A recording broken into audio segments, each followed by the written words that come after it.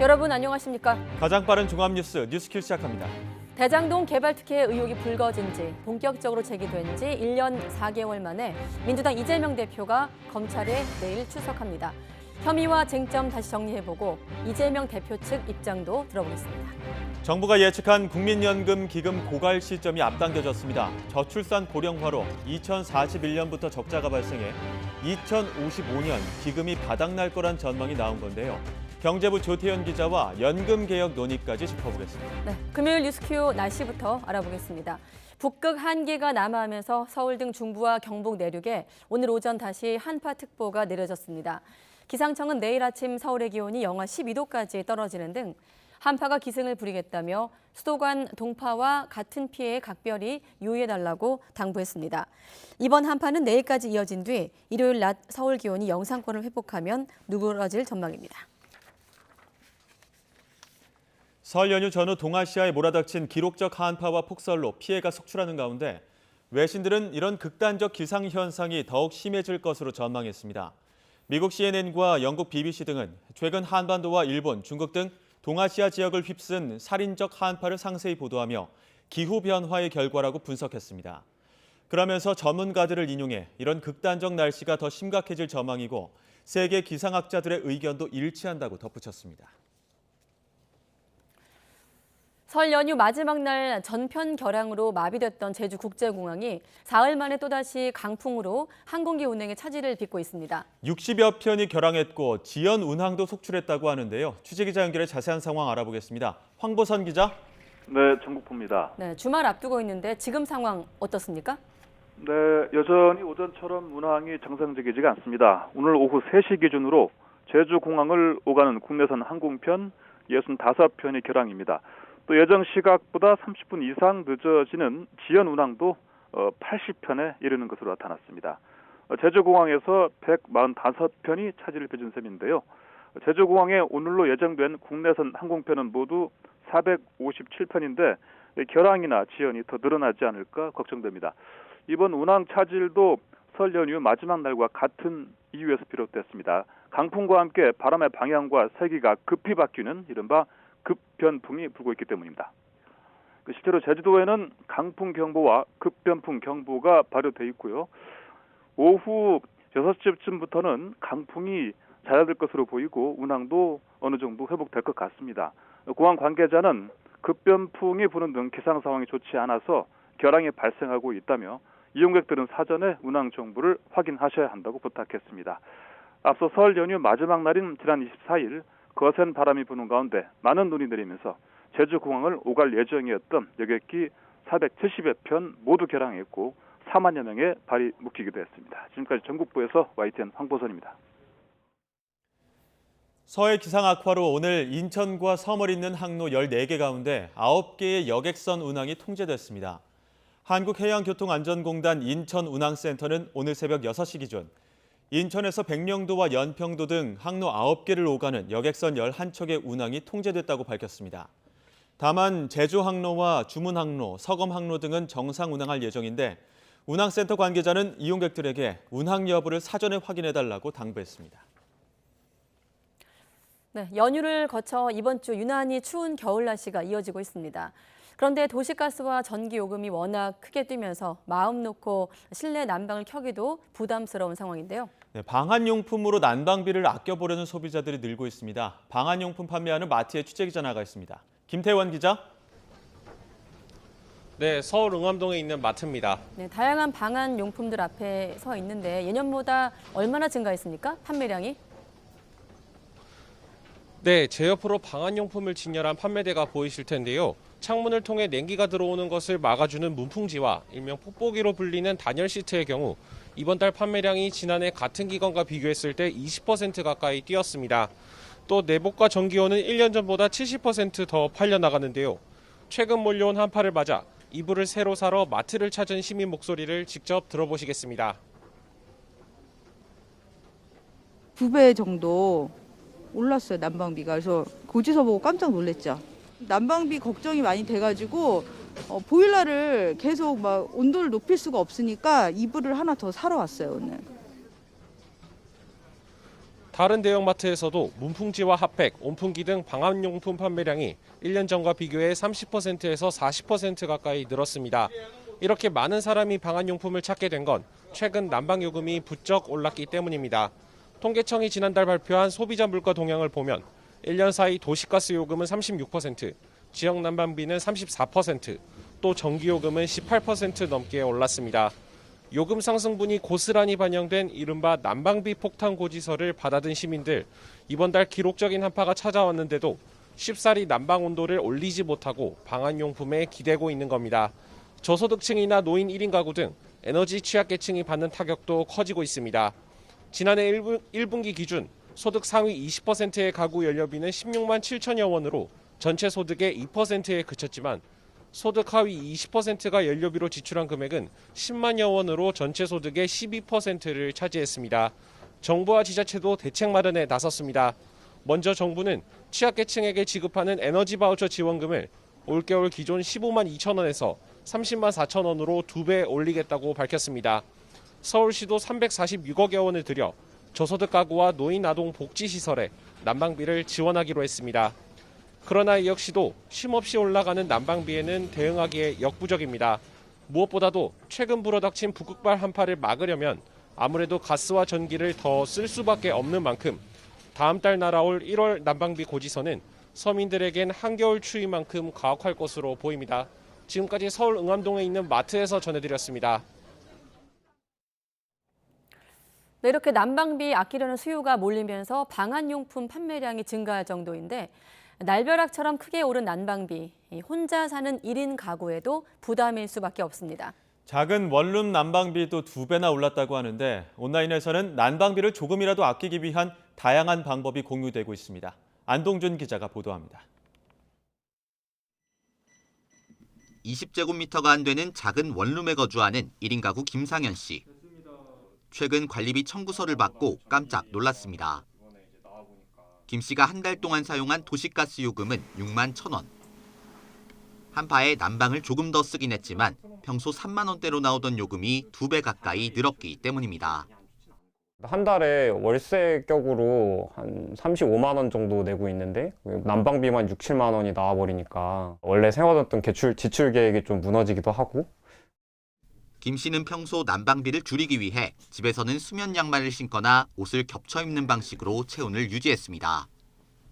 또 잘 때는 보일러 온도를 낮추고 전기장판을 사용하는 등 여러 방법을 시도했지만 난방비 폭탄을 피해가지는 못했습니다.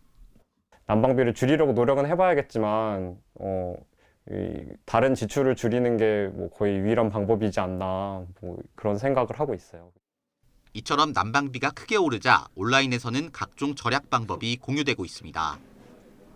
창문에 단열재를 붙이고 커튼을 달아 외부에서 들어오는 냉기를 차단하는 건 이미 잘 알려진 방법입니다.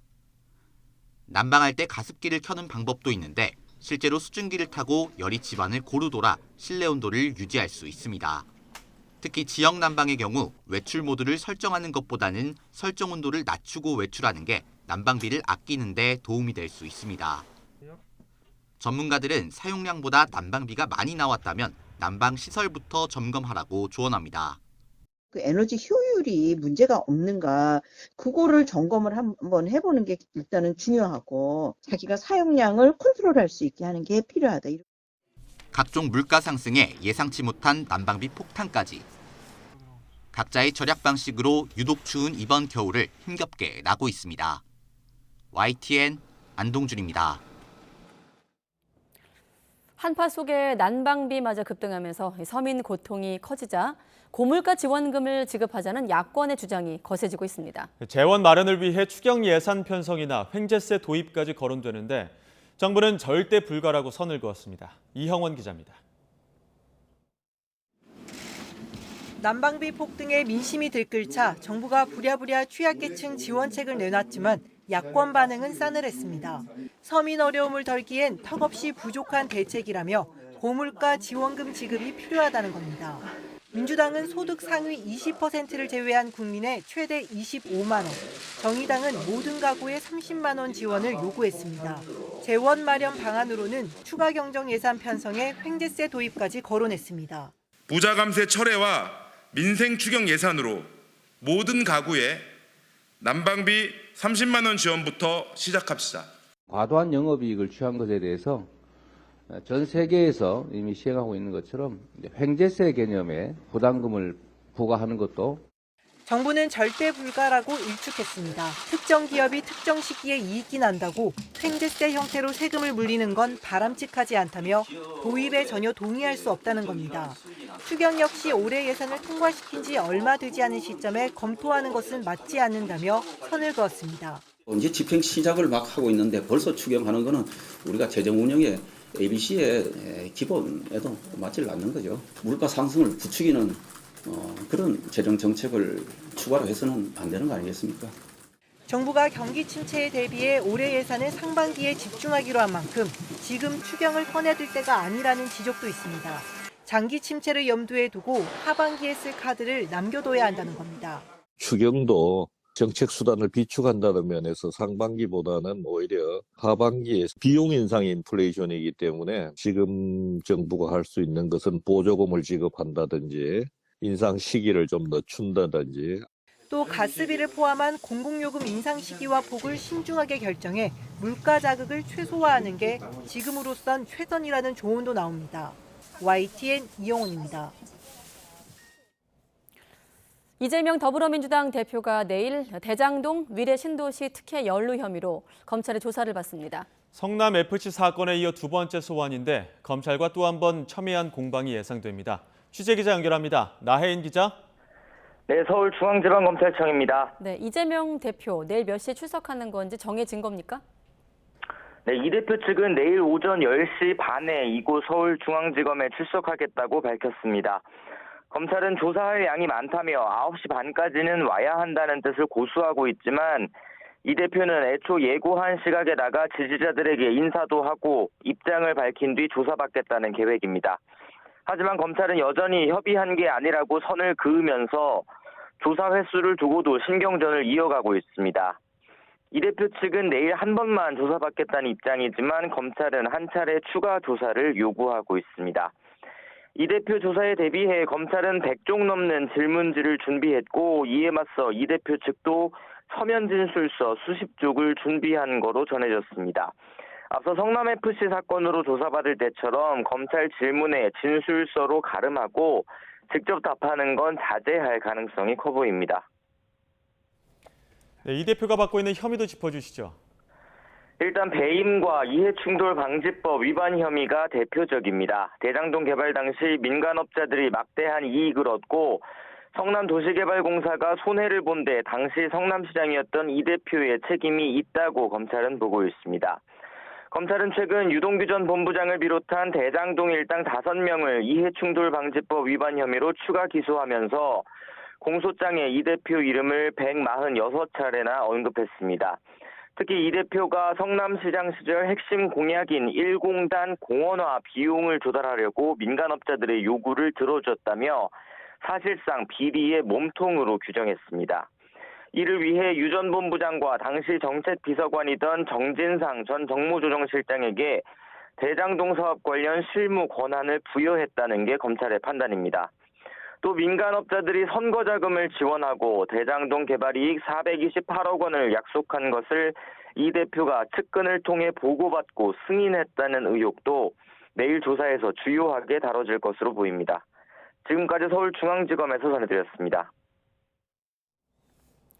네, 더불어민주당 이재명 대표가 내일 검찰 소환 조사를 앞두고 지금은 비정상 독재 국가라면서 강한 규탄 발언을 이어가고 있습니다. 네, 국민의힘 당권 주자들은 오늘 부산, 충남 등 지역을 찾아 총선 승리를 이끌 적임자를 뽑자며 당심 잡기에 여념이 없습니다. 취재기자 연결합니다. 권남기 기자. 네, 국회입니다. 네, 이재명 대표 출석을 하루 앞두고 날선 발언을 쏟아내고 있다고요? 네, 그렇습니다. 더불어민주당 이재명 대표는 전북 군산의 재래시장인 공설시장을 방문한 자리에서 윤석열 정부와 검찰을 향해 거센 비판 발언을 쏟아냈습니다.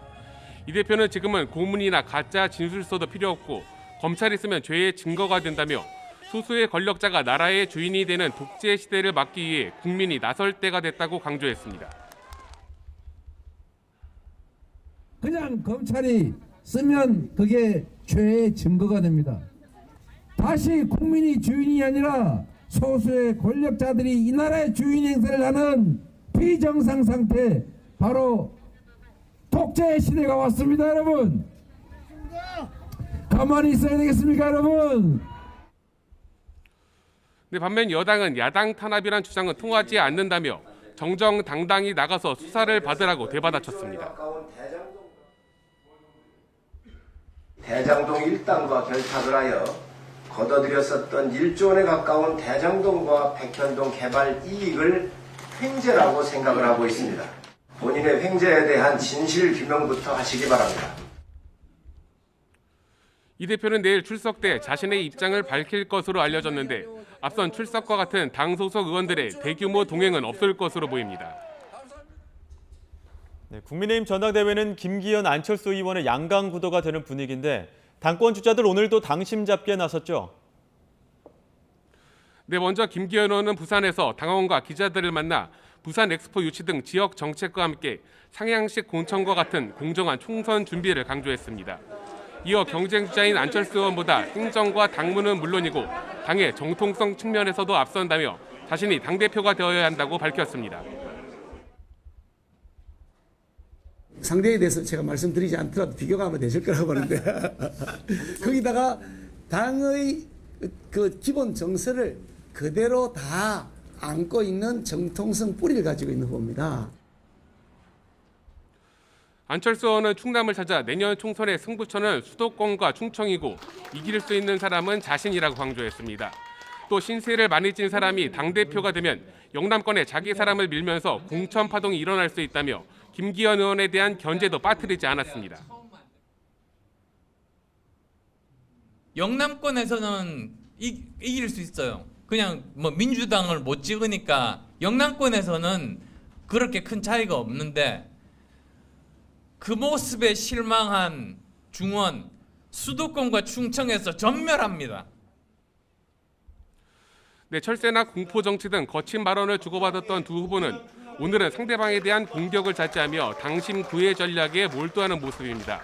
다만 윤상현 의원은 철새 등의 발언을 한 김기현 의원을 겨냥해 뺄셈 정치를 하고 있다고 비판했고 아울러 불출마 선언을 한 나경원 전 의원을 수도권 선대위 공동위원장으로 모셔야 한다며 표신 잡기에 안간힘을 썼습니다. 네, 그리고 난방비 급등 책임과 대책을 둘러싼 여야 공방도 계속되고 있죠?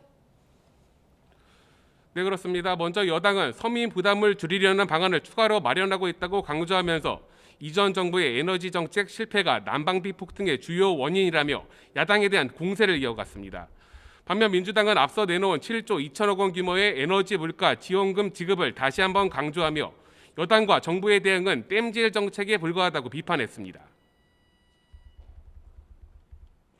원가 상승과 지난 문재인 정권의 에너지 포퓰리즘으로 가스 가격을 올리지 않은 그런 결과라고 하지만은 당과 정부는 서민 부담 완화를 위한 다각도의 방안을 마련하고 있습니다. 대다수 국민을 위한 대책이 전무하다는 점에서 턱없이 부족한 찔끔 대책에 불과합니다. 에너지 복지 사각지대를 만든 정부 여당이 전 정권 탓 공조에 전방위적으로 나서고 있습니다. 네, 이와 함께 중대재해처벌법을 두고 실효성이 떨어지고 경영계 부담이라는 여당과 범무력화 시도를 중단하라는 야당이 공방을 주고받았습니다. 지금까지 국회에서 전해드렸습니다. 나경원 국민의힘 전 의원이 전당대회 불출마를 밝힌 뒤 처음 실시한 여론조사에서 김기현 의원이 선두를 유지하고 안 의원이 맹추격하는 조사 결과가 나왔습니다. 리얼미터가 미디어 트리뷴 의뢰로 지난 25일과 26일 전국 성인 남녀 1,009명, 국민의힘 지지층 422명을 대상으로 조사한 결과 김기현 의원은 국민의힘 지지층에서 40%로 당대표 지지도 1위를 차지했습니다. 안철수 의원은 33.9%로 직전 조사 17.2%보다 2배 가까운 지지율을 보이면서 2위로 뛰어 올랐습니다. 양자구도 체제를 굳혀가고 있는 김 의원과 안 의원의 지지율 격차는 직전 조사에선 23%포인트였지만 이번엔 오차 범위 아닌 6.1%포인트로 좁혀졌습니다. 또 가상 양자 대결에선 김기현 의원이 48%, 안철수 의원이 40.8%로 7.2%포인트 격차가 나고 있는데 역시 오차 범위 아닙니다. 자세한 내용은 리얼미터나 미디어 트리뷴 홈페이지를 참조하시면 되겠습니다. 문재인 정부의 통계 조작 의혹을 감사하고 있는 감사원이 최근 황덕순 전 청와대 일자리 수석을 불러 조사한 것으로 알려졌습니다. 감사원이 이번 감사에서 청와대 참모를 소환한 건 처음입니다. 감사원은 황 전 수석이 문재인 정부 당시 비정규직 통계 발표 등에 부적절하게 개입했는지를 조사한 것으로 전해졌습니다. 앞서 감사원은 지난해 황수경, 강신욱 전 통계청장을 불러 조사했습니다.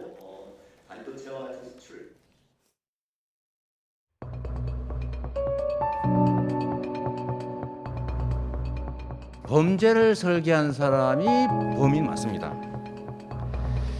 그런데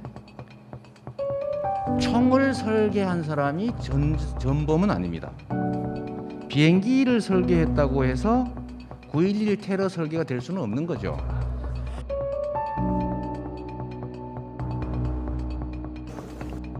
파도 나오는 게 없다 보니까 이제는 조작까지 감행하는 모양입니다. 저는 불법 대선 자금은커녕 이 사탕한 게 받은 게 없습니다.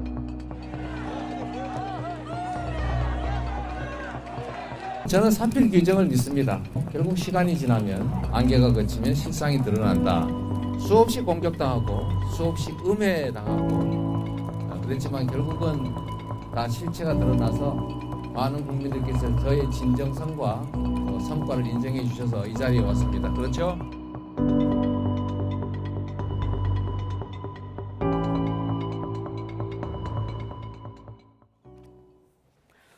네, 이렇게 더불어민주당 이재명 대표가 대장동 위례 개발 의혹과 관련해 내일 오전 서울중앙지방검찰청에 출석을 합니다. 지난 10일 성남FC 의혹으로 검찰에 소환된 데 이어서 두 번째 출석인데 이 대표를 향한 전방위 수사가 정점을 향해 가고 있는 모양새입니다.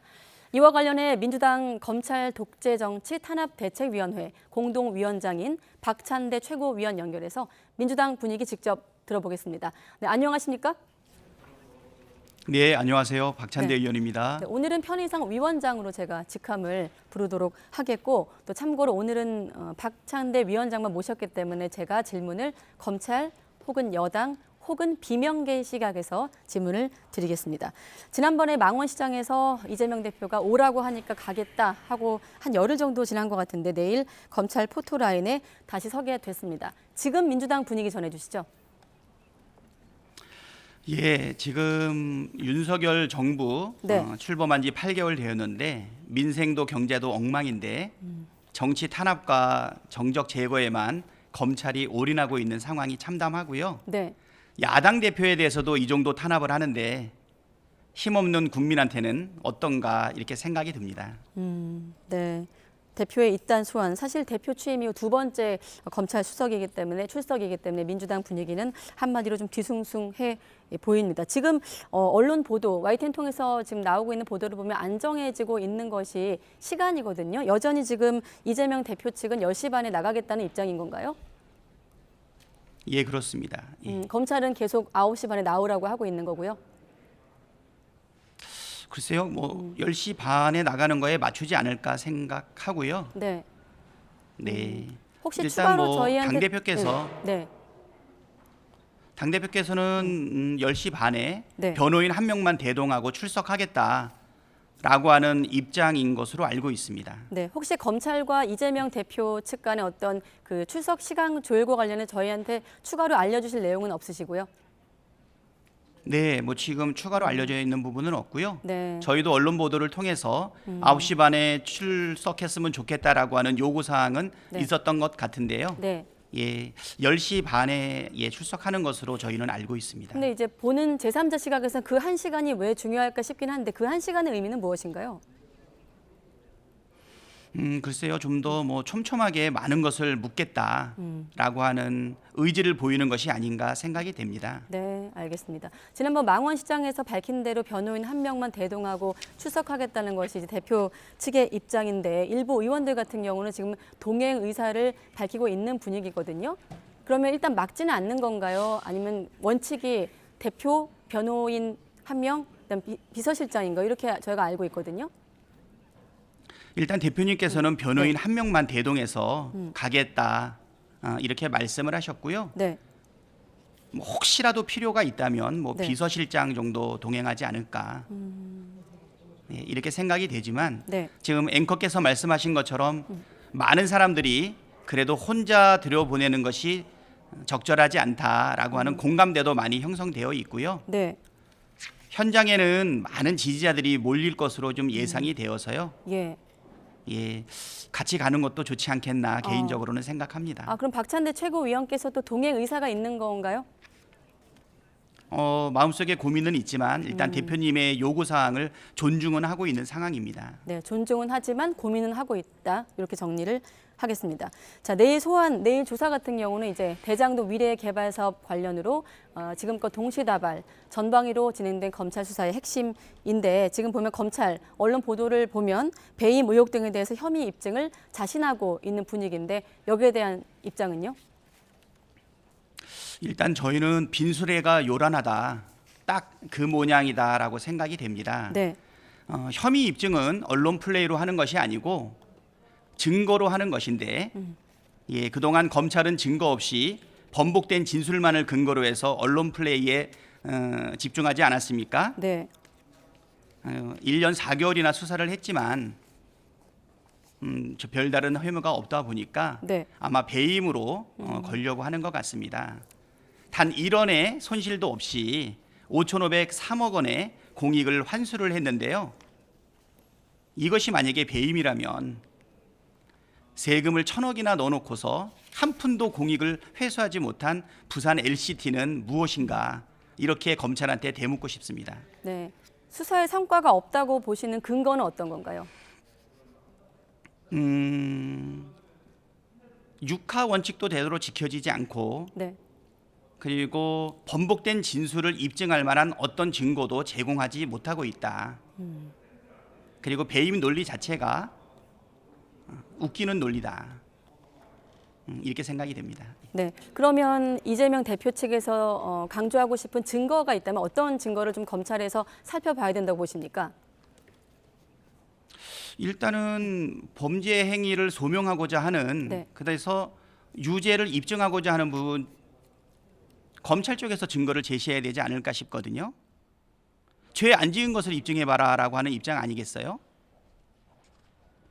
그러니까 저는 이제 유동규나 남북의 어떤 진술, 민간 개발업자 대장동 이른바 일당의 진술에만 의존을 하고 있고 사실 다른 언론에서 이제 김만배 씨 음성 파일 같은 객관적인 물증이 있는데 검찰이 이걸 놓치고 있다는 주장을 하셔서 질문을 드린 건데 여기에 대한 좀 부연 설명을 해주신다면요? 예, 지금 가장 정확한 물증이라고 할 수 있는 것은 정영학의 녹취록 아니겠습니까? 근데 그 녹취록의 내용을 보게 되면 그 이재명 대표에 대한 언급은 많이 되고 있지만 정확한 범죄 혐의에 대해서 언급한 부분이 없고요. 그리고 정영학과 남욱의 번복된 내용에 의해서 유동규와 번복된 진술에 의해서만 범죄를 지금 얘기하고 있다. 이렇게 말씀드릴 수 있기 때문에 네. 제시되고 있는 어떠한 물증도 없다. 이렇게 말씀드립니다. 네, 제시되고 있는 어떠한 물증도 없다. 일단 검찰 측에서도 조사에 대비해서 100여 쪽에 달하는 질문지를 질문에 놓고 있는 것으로 전해지고 있고 대표 측 역시 수십 쪽 분량의 서면 진술서를 작성한 것으로 알고 있습니다. 이재명 대표 측의 입장을 좀 더 전해주시죠. 이재명 대표가 대장동 개발 사업과 관련해서 누구보다 잘 알고 있기 때문에 충분히 잘 대응할 수 있을 것이라고 생각이 되고요. 변호사 한 명만 대동하고 가겠다고 하는 것도 그만큼 자신이 있기 때문 아닌가 생각합니다. 네. 한 가지 또 박찬대 최고위원께서 이번 검찰 수사와 관련해서 요즘 많이 보는 드라마 더 글로리에 또 비유를 하셨더라고요. 그 드라마에 비유한 네. 이유를 한 번 더 질문 드릴게요. 조금 잔인한 내용의 드라마로 알고 있습니다만은. 예, 저도 몰아보기로 해서 진행한 것을 보았는데요. 네. 일방적으로 지금 폭행을 당하고 있는 문동은의 입장이 아닌가. 국민들 아마 비슷한 공감대를 가지고 있다. 이렇게 생각합니다. 그 검찰 74년 역사 중에서 네. 이렇게 증거도 없이 언론 플레이만을 통해서 야당의 대표를 범죄자로 단정하고 몰고 가고 있는 흑역사가 또 있을 수 있겠는가. 네. 예, 그래서 이제 문동훈을 저희가 비유를 했던 것이죠. 네, 사실 드라마가 워낙 잔혹하다 보니 이 비유에 대한 찬반 여부를 떠나서 기왕 비유를 하셨기 때문에 박연진 패거리라고 하셨거든요. 그럼 이 비유 안에서 박연진은 누굽니까? 네, 제가 볼 때는 지금 검찰이 국민한테 부여받은 권한을 지금 남용하고 오용하고 있는 것 아닌가. 네. 그래서 저희는 검찰의 이번 수사를 정의를 실현하기 위한 수사가 아니고 정치를 탄압하기 위한 야당 대표를 제거하고 정적을 제거하기 위한 수사다라고 네. 이렇게 규정하고 있습니다. 알겠습니다. 아무튼 내일 소환 조사 이후 조사 내용은 좀 뭐 혐의나 쟁점 같은 경우 잠시 뒤에 또 변호사와 짚겠습니다만 조사 이후 좀 다루기로 하고 일단 분위기로는 이재명 대표에 대한 기소가 기정사실화되어 가고 있는 상황이고 그렇다 보니 여기에 대해서 국민의힘 같은 경우도 대표직을 내려놓고 검찰에 나서라라는 주장이 있고 또 민주당 내 이를테면 비명계 안에서도 그런 흐름이 읽혀지고 있거든요. 그런 흐름에 대해서 분위기에 대해서 어떻게 좀 파악하고 계십니까? 뭐 검찰의 의도는 야당을 탄압하고 정적을 제거하는 과정에서 네. 우리 당내의 분열도 지금 계획하고 있는 것 아닌가 생각을 합니다. 당이 흔들리는 부분에 대해 가지고서 그거를 기대하고 있는 세력은 있겠지만 네. 아마 결코 그렇게 되지는 않을 것이고요. 검찰의 탄압이라고 하는 부분을 분명하게 동일하게 인식하고 있기 때문에 네.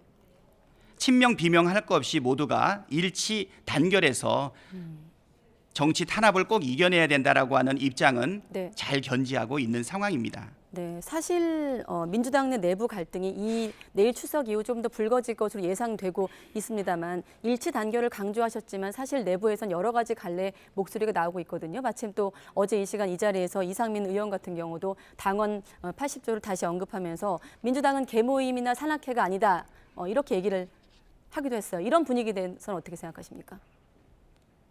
지금 뭐 제가 동일한 말씀을 또 드리고 있는데요. 네. 이재명 대표에 대한 정치 탄압이 분명하다는 것은 친명 비명 구별하지 않고 모두가 동일하게 인식을 하고 있는 상황입니다. 네. 물론 당원 80조에는 부패 연루자에 대해서 기소하는 경우에 총장이 직무를 정지할 수 있다라고 되어 있지만 정치 탄압이 있는 경우에는 예외로 할 수 있다라고 하는 규정도 같이 있거든요. 네. 만약에 검찰 신뢰를 잃어버린 정치 검찰이 기소할 때마다 당대표 등 당직자가 사퇴하게 된다라고 하면 그러면 그 나쁜 선례를 남기는 것 아니겠습니까? 네, 알겠습니다. 여기까지 듣겠습니다. 박찬대 더불어민주당 최고위원과 함께했습니다. 위원님 오늘 말씀 고맙습니다.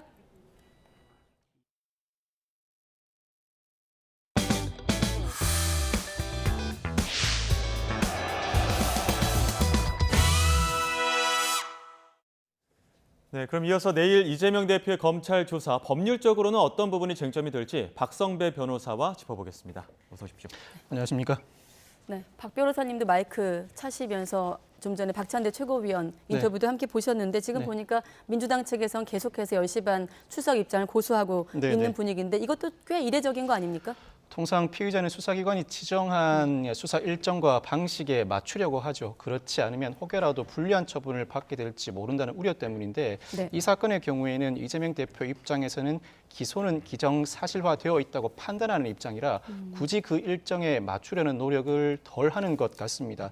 물론 이와 같은 태도도 이례적이라고 할 수 있지만 제1야당 대표의 피의자로서의 검찰 소환에 응하는 행보 자체도 이례적입니다. 즉 검찰로서는 성남FC 사건에 이어서 대장동 사건까지 일단 소환 요청을 했고 이재명 대표가 응해서 출석하겠다고 하는 이상 일자를 피의자 입장에서 일부 조절한다고 하더라도 그 일자를 받아들일 수밖에 없는 입장이라고 할 수 있습니다. 그럼 일단 10시 반 출석 가능성이 높다고 봐야 되겠네요.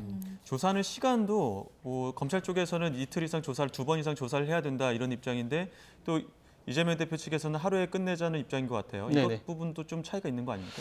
검찰 입장에서는 피의자 신문을 진행하게 되면 언론 보도상으로는 관련자들 조사가 충분히 이루어져서 이재명 대표와는 이 관련자들과의 연결고리만 파악하면 된다고 보도되고 있지만 실제로 조사를 진행하게 되면 이 모든 사실관계를 이재명 대표가 인지하고 있었는지 관련자의 공모관계를 충분히 입증하기 위해서는 사건 전반에 대해서 질문을 할 수밖에 없습니다. 그렇다면 검찰 입장에서는 조사 내용, 즉 질문해야 할 내용이 상당히 방대하죠.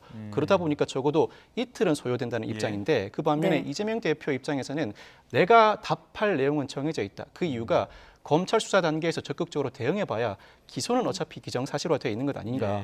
기소된 이후에 재판 단계에서 수사 기록을 열람 복사해보고 그에 따라서 적절하게 대응할 방침을 이미 세워두고 있기 때문에 답이 정해져 있는 이상 이틀 조사는 무의미하다는 입장을 보이고 있는 것 같습니다. 답할 내용이 정해져 있다. 그래서일까요? 이번에도 서면 답변 제출할 것으로 알려지고 있는데 지난번 성남 FC 의혹 사건 때도 구두 답변 대신에 진술서 제출로 대신 한 것으로 알고 있거든요. 이번에도 그렇게 할 것으로 예상되고 있는데 어떻게 보십니까? 그와 같은 형태로 진행할 가능성이 높습니다.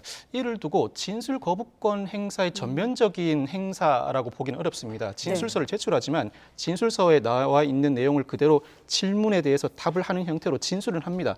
다만 원론적인 답변을 반복하면서 구체적인 질문에 대해서는 일부 진술을 거부해 왔던 것 같고 내일도 아마 이와 같은 태도로 진술하지 않을까 싶습니다. 이 진술 거부권 행사는 피의자 입장에서는 상당히 조심스럽습니다. 물론 진술 거부권은 피의자의 기본적인 권리입니다만 주요 내용이나 결론에 해당하는 질문에 대해서는 답을 해야 합니다.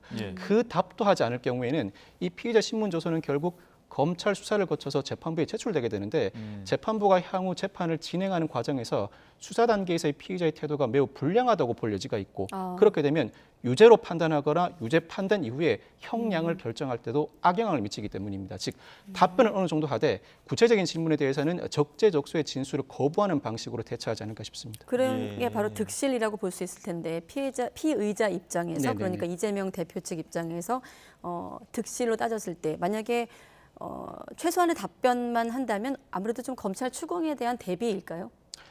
굳이 답변하더라도 검찰의 태도가 바뀌지 않을 것이다. 그리고 그 상황에서 무리하게 구체적인 답변을 하다가 혹여나 재판 단계에서 수사 기록 열람 복사를 해왔을 때 오해를 살 만한 여지가 있다. 즉 내 진술과 배치되는 일부 정황이 드러날 때에는 뒤집기가 어렵다. 그렇다면 기소가 기정사실화되어 있는 이 상황에서는 굳이 수사 단계에서 구체적인 진술을 하기보다는 재판 단계에서 수사 기록을 열람 복사한 다음 검찰이 확보하고 있는 증거에 맞춰서 적절하게 대응하는 것이 훨씬 유리하다는 판단을 하고 있는 것 같습니다. 다만 검찰도 나름 대비할 것 같은데 진술 거부권을 적극적으로 행사할 경우에는 일단 준비한 질문은 다 할 것 같습니다. 그 질문에 대해서 무심코 일부 진술이 흘러나올 수도 있고 흘러나오는 진술을 진술 조서에 기재할 뿐만 아니라 답을 하지 않을 때는 결정적인 질문에 답을 하지 않고 묵묵부답하다라는 취지로 그 태도를 그대로 기재하는 방식으로 대처할 가능성이 높습니다. 지난 1차 소환 조사 때는 성남 FC 사건 관련이었고 이번에는 이제 위례 대장동 개발 비리 사건이었는데 이 사건에 있는 이재명 대표가 받고 있는 의혹들은 어떤 것들인지 좀 짚어주시죠. 일단은 대장동 사업과 관련해서는 민간 사업자들에게 이익을 몰아줌으로써 업무상 배임 그리고 그 과정에서 천화동인 1호 배당금 428억 원을 받기로 약속하였다는 뇌물 약속 혐의를 받고 있습니다. 아울러 대장동 위례 신도시 개발과 관련해서 성남시 내부 정보를 흘려서 민간 사업자로 하여금 이익을 취득하게 한 혐의, 부패방지법 또는 이해충돌방지법 위반 혐의를 받고 있습니다. 아울러 측근들이 불법 정치자금 내지는 뇌물을 수수한 혐의로 구속 기소된 상황인데 이 측근들과 공모하였는지 여부도 혐의 대상이라고 할 수 있습니다. 혐의. 그러니까 크게 보면 일단 배임과 이해충돌방지법 위반 혐의가 대표적인데 정리를 해보면 이재명 대표도 또 대장동 일당 모두 이재명 대표가 사업을 설계했다는 데는 이견이 없는 것 같거든요. 다만 이재명 대표 입장은 그 구조만 설계했다라는 입장인 거고 검찰은 이런 불법 행위를 지시했거나 적어도 알고 있었을 거란 입장이 대비하고 있는 거죠. 대립하고 있는 거죠. 검찰이 궁극적으로 입증하고자 하는 혐의는 이재명 대표의 배임입니다. 그런데 배임은 선뜻 성립하는지가 납득이 되지 않는 부분은 있습니다. 그 이유가 배임이 성립하기 위해서는 민간 사업자들에게 이익을 몰아주는 행위뿐만 아니라 그 행위로 인하여 성남시가 손해를 입어야 합니다. 그런데 이재명 대표가 주장하는 논리에 따르면 당시에 성남시가 우선 이익을 확보하고 남는 이익은 얼마가 발생하든 민간 사업자들이 가지고 가도록 하는 구조였다는 것인데 성남시가 일단 이익을 우선 확보하도록 한 이상 성남시에게 어떠한 손해가 발생했는가라고 반문하고 있습니다. 언뜻 그럴듯한 반문이라고 할 수 있습니다. 그런데 이러한 설계를 하는 과정에서 네. 일정한 의도가 존재했다면 배임 혐의를 구성할 수 있습니다. 즉 성남시가 이익을 더 환수해 올 수 있었음에도 환수할 수 있는 이익을 차단했다는 논리가 성립한다면 배임죄가 성립하게 되는데 네. 그동안 검찰은 이 의도를 추단할 수 있는 정황으로서 우선 돈이 오고 갔는지를 집중적으로 추궁해낸 것 같습니다. 즉 예를 들어서 천화동인 1호의 지분 절반 즉 428억 원을 김만배 씨로부터 이재명 대표 측이 받기로 했다. 뇌물수수 약속을 했다면 네. 충분히 이와 같은 의도가 추론된다고 봐왔던 것 같은데 예. 여기에 최근에 검찰은 굳이 돈이 오고 가기로 한 약속이 없었다고 하더라도 이재명 대표 측과 민간 사업자들 간에 오랜 기간 유착 관계가 형성돼서 정치인과 사업자 간의 이익을 서로 주고받는 관계가 오랫동안 지속돼 왔다면 충분히 이와 같은 의도를 추단할 수 있다고 판단하고 이 점도 집중 추궁할 것으로 보입니다. 즉, 바꿔 말하면 묵시적 교감일 그렇죠. 텐데 그걸 어떻게 확인하는 과정이 지난 될까요? 2014년 네. 성남시장 재선 당시부터 남욱 김만배로부터 도움을 받아왔고 그 이후에 이재명 대표의 측근이라 할 수 있는 정진상, 김용 그리고 유동규와 김만배가 의형제를 형성하면서 수시로 선거 때마다 도움을 주고 또 사업 시행 과정에서 도움을 또다시 주고 이 과정을 반복해오는 과정에서 유착관계가 형성되었다. 그렇다면 일정한 의도를 가지고 민간 사업자에게 이익을 몰아주고 성남시가 더 많은 이익을 확보할 수 있었음에도 사전에 차단했으니 성남시에는 손해가 발생했다. 그렇다면 배임죄가 성립한다는 구도를 짜고 있는 것 같은데 이 구도가 실제로 재판부를 설득해낼 수 있을지는 재판 과정을 거쳐봐야겠죠. 이 대장동 개발과 관련해서 또 이재명 대표 측과 검찰 측의 셈법도 조금 다른 것 같습니다. 네. 이재명 대표 측은 공공이익이 더 많다. 네. 검찰 측은 민간업자의 사적 이익이 더 많다. 이렇게 네네. 지금 배치되고 있는 부분인데 이 부분은 어떻게 좀 공방이 이루어질 거라고 보십니까? 말씀드렸던 것처럼 방점이 다릅니다. 이재명 대표 측은 성남시가 충분한 수익을 거두었으니 배임죄가 네. 성립하지 않는다. 검찰 예. 측은 성남시가 더 많은 수익을 올릴 수 있었음에도 이를 차단하고 민간 사업자에게 더 많은 이익이 부과되었으니 결국 배임죄다라는 논리인데 계산 방식도 다릅니다. 우선 검찰은 성남도계공이 이 성남이들 지분 절반으로 배당금 1,822억 원을 받은 반면에 네. 당시 민간 사업자들은 지분 7%만을 보유하고도 수익을 7,886억 원을 거두었다. 예. 여기에는 택지 분양, 아파트 분양 수익도 포함된 금액입니다. 네. 반면에 이재명 대표 측은 성남시가 환수한 공공이익이 5,503억 원에 이른다. 네. 이 환수이익에는 기존의 배당금 1,822억 원 외에도 신흥동 제1공단 조성 비용이라든가 기반시설 조성 비용을 포함한 것입니다.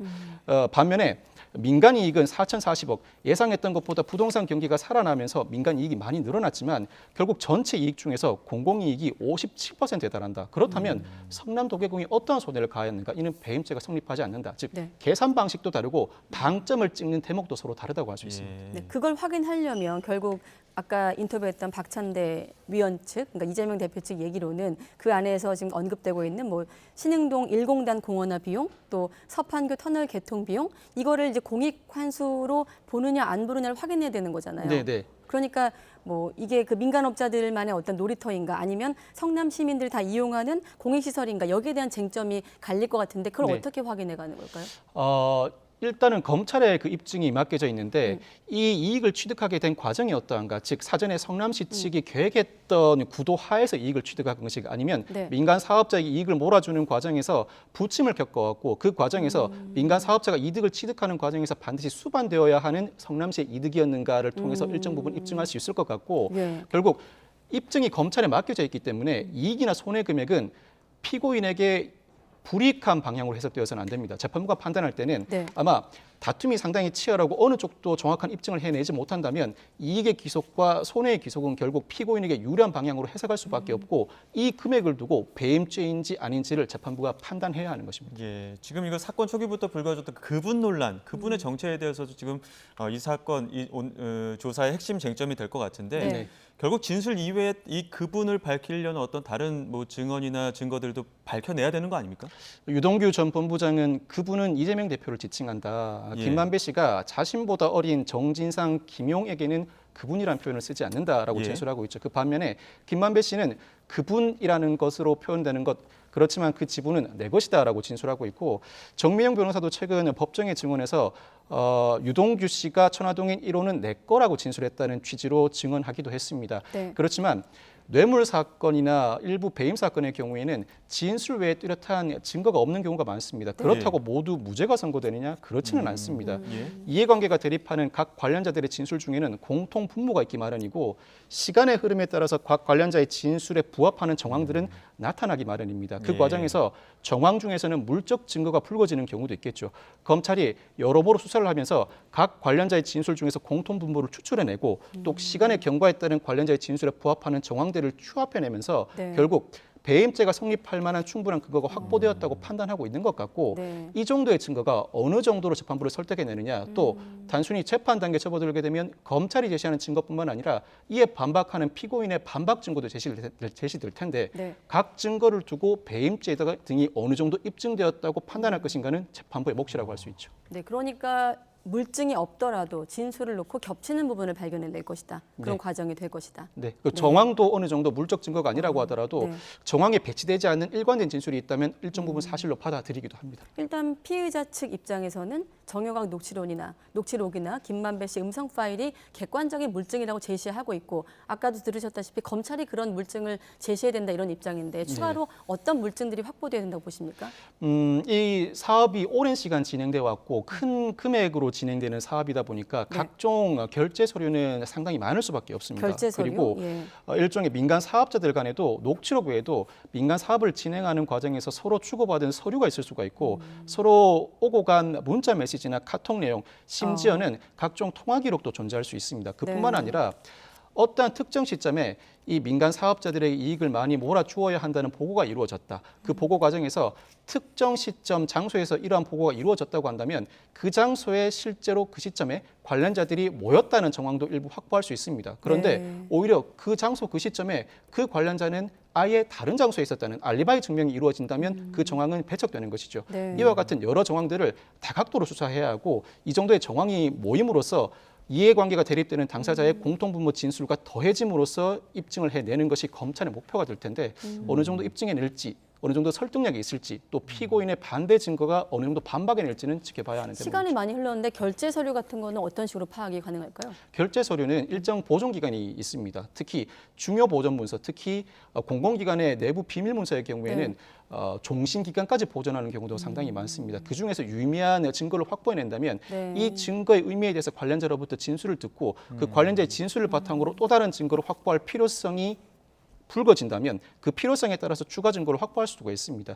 정황이라는 것은 이 관련자들의 진술을 뒷받침할 만한 여러 형태, 단계로 존재하기 마련이고 이 정황들을 수집하는 역할은 수사기관의 몫이죠. 예, 지금 대장동 5인방 추가 공소장 보면은 이재명 대표 이름이 146번 언급이 됐고 이게 연루사실 공소장에 처음 적시한 거라고 하는데 다만 이 공범이라고는 적시하지 않았습니다. 검찰이 공범으로 적시하지 않은 이유를 두고도 여러 가지 해석이 나오는데 여기에 대해서는 어떻게 보십니까? 사실 검찰이 지난 12일에 김만배 씨와 유동규 전 본부장을 이해충돌 방지법 위반 혐의로 추가 기소했습니다.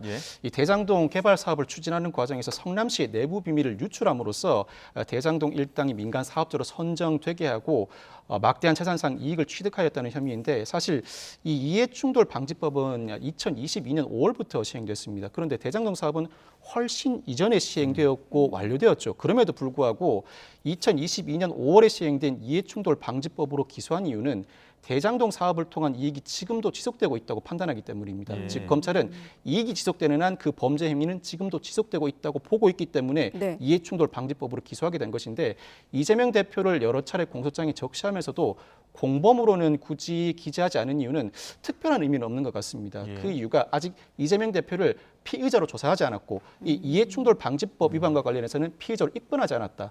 사실상 공모관계로 판단하고 있음에도 내일 피의자로 조사가 이루어지게 되면 이 이해충돌 방지법 위반으로도 입건해 공범으로 적시해 추가 기소할 가능성이 높아 보입니다. 네.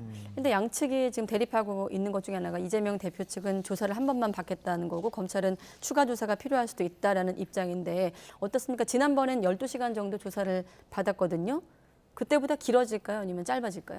성남FC 사건보다는 물어봐야 할 질문 내용은 훨씬 많을 것 같습니다. 그렇지만 조사 시간이 길고 짧으면 검찰보다는 피의자의 태도에 달려 있습니다. 피의자가 원론적인 답변만 반복하고 구체적인 질문에 대해서는 대체로 진술을 거부한다면 조사 시간은 짧아질 수밖에 없고 네. 그렇다고 하더라도 이재명 대표가 하루 조사 일정을 고수하는 입장이면 검찰 입장에서는 준비한 질문을 다 할 수밖에 없습니다. 네. 질문 자체가 많다면 또 어느 정도 길어질 수밖에 없는데 지난번 조사처럼 12시간 내지는 밤 야간 조사까지 이루어진다면 약 한 16시간 정도까지는 소요되지 않을까 싶은데 그 이상 넘어가기는 어렵지 않을까. 더 이상 의미가 없다고 판단하고 조사를 종결할 가능성이 높습니다. 네, 내일 이재명 대표 조사 끝나고 나면은 검찰 성남 FC 사건이랑 사건을 병합해서 구속영장 청구할 것이다 이런 예측들도 나오고 있는데 네네. 병합해서 구속영장을 청구하는 게 구속영장이 발부되는 거에 어떤 영향을 미칠 수 있는 겁니까? 병합해서 청구한다면 범죄 혐의가 더 중하다고 판단할 수 있으니 구속영장 발부 가능성을 높이겠죠. 그렇지만 통상적으로 여러 사건 수사가 마무리되면 마무리된 수사를 모두 병합해서 구속영장 청구를 하는 것이 보통입니다. 다만 검찰이 구속영장을 청구한다면 상당한 혐의 입증에 자신감이 있어야 합니다. 그렇지 않고서는 검찰이 섣불리 이재명 대표에 대해서는 구속영장 청구가 쉽지 않을 것 같은데 그 이유는 증거인멸의 우려, 검찰이 충분한 증거를 수집했다면 증거인멸의 우려는 없다고 할 수 있겠죠. 다만 도주의 우려, 이 사건 혐의가 입증된다면 배임과 뇌물 약속 그 자체로도 중형 선고가 예상되는 상황이라 도주 우려가 있다고 이런 평가할 수 있지만 이재명 대표는 제1야당의 대표라 도주 우려가 있다고 평가하기도 어려운 상황이죠. 네. 그 불리함을 무릅쓰고도 구속영장을 청구할까? 특히 만에 하나라도 영장 전담 판사가 증거인멸 우려나 도주 우려가 아니라 범죄 혐의 소명이 부족하다는 이유로 구속영장을 기각해버리면 이때 검찰은 치명타를 입게 됩니다. 범죄 혐의 범죄 혐의 부족하다. 소명이 부족하다는 이유로 구속영장을 기각할 경우에는 네. 이 사건은 기소된 이후에도 약 길게는 2년까지도 재판이 지속될 텐데 재판 결과까지 기다리기에는 정치 일정 등이 산적해 있습니다. 결국 기소 이후에 검찰과 이재명 대표 측 간의 공방이 이어질 텐데 그 과정에서 구속영장이 기각되는 순간 검찰의 논리가 완전히 허물어지는 인상을 주기 때문에 굳이 이 위험성을 무릅쓰고 검찰이 무리하게 구속영장을 청구할까는 상당히 의문입니다. 그리고 또 청구한다 하더라도 구속영장 청구가 될지 말지 그 이유도 좀 들어봐야 되겠네요. 재판부의 설명도. 그렇죠. 네, 시간 다 됐는데 짧게 한 가지만 여쭤보면 지금 정치권에서 아시다시피 기소가 쟁점이 되고 있거든요. 네. 기소를 기점으로 이제 이재명 대표의 어떤 입장에 대한 얘기가 나오고 있는데 성남 FC 후원금 같은 경우도 기소 전망이 나오고 네. 이재명 대표를 둘러싼 수사 상황 전반적으로 좀 어떻게 보십니까? 성남 FC 의혹 사건은 이재명 대표 피의자 신문으로 마무리됐다고 평가해야 하고 대장동 위례신도시 개발 사건도 내일 이재명 대표 신문이 이루어지면 마무리된다고 봐야 합니다. 네. 적어도 통상의 사건의 경우에는 이 정도 사건이 마무리되었으면 2월 중에는 기소가 이루어질 것 같습니다. 그 외에도 이재명 대표를 향한 수사는 크게 세 가지로 나뉘죠. 성남 FC 의혹, 그리고 대장동 의혹, 또 한 가지가 쌍방울 사건인데 쌍방울 사건은 김성태 전 회장이 최근 구속 기소됐습니다. 네. 대북 사건, 그러니까 대북 사업과 관련한 외환 물반출이나 변호사비 대납 의혹 사건은 김성태 전 회장의 진술이 있어야 각종 퍼즐을 맞출 수가 있습니다. 네. 다만 이재명 대표의 연결 고리를 찾기까지는 상당한 시간이 걸릴 것으로 보이고 쌍방울 사건을 제외하고 나머지 두 사건은 조만간에 기소가 이루어질 것으로 전망합니다. 네. 아무튼 일단 지금 시점에서 이재명 대표 내일 오전 10시 반 출석이 가능성이 높아 보이는 상황입니다. 그때까지 YTN은 여러 각도로 이 문제를 다룰 예정이니 YTN 통해서 관련 기사 확인하시기 바랍니다. 오늘은 박성배 변호사와 함께 짚어봤습니다. 고맙습니다. 네, 감사합니다.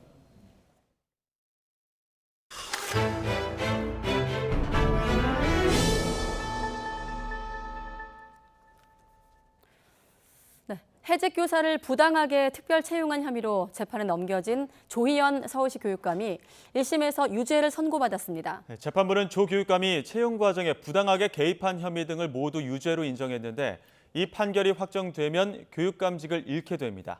취재기자 연결해 자세히 알아보겠습니다. 홍민기 기자. 네, 서울중앙지방법원입니다. 네, 1심 판결 유죄 좀 더 전해주시죠.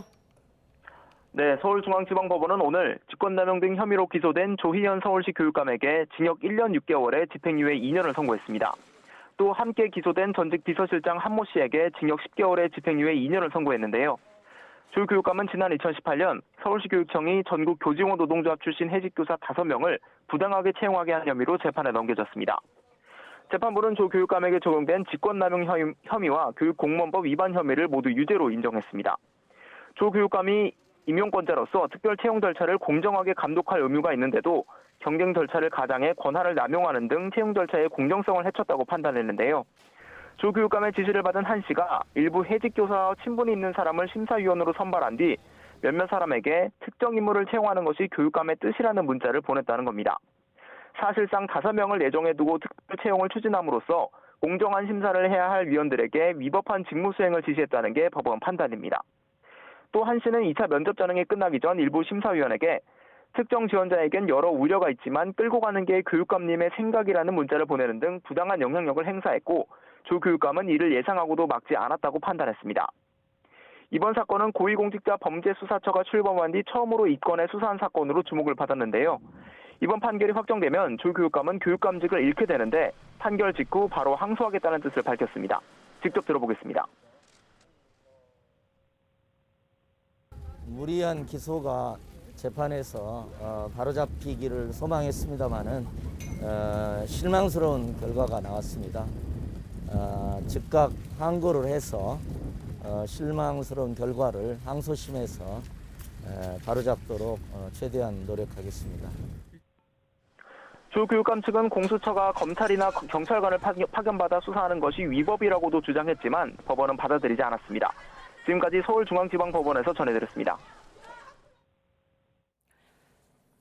이태원 참사와 같은 재난 상황이 발생했을 때 영상으로 쉽게 신고하고 비슷한 지역에서 반복되는 신고는 경찰 내부망에 자동 표출되게 하는 시스템이 도입됩니다. 신속한 대응을 위해 지방자치단체장이 재난 사태를 선포할 수 있도록 권한을 주기로 했습니다.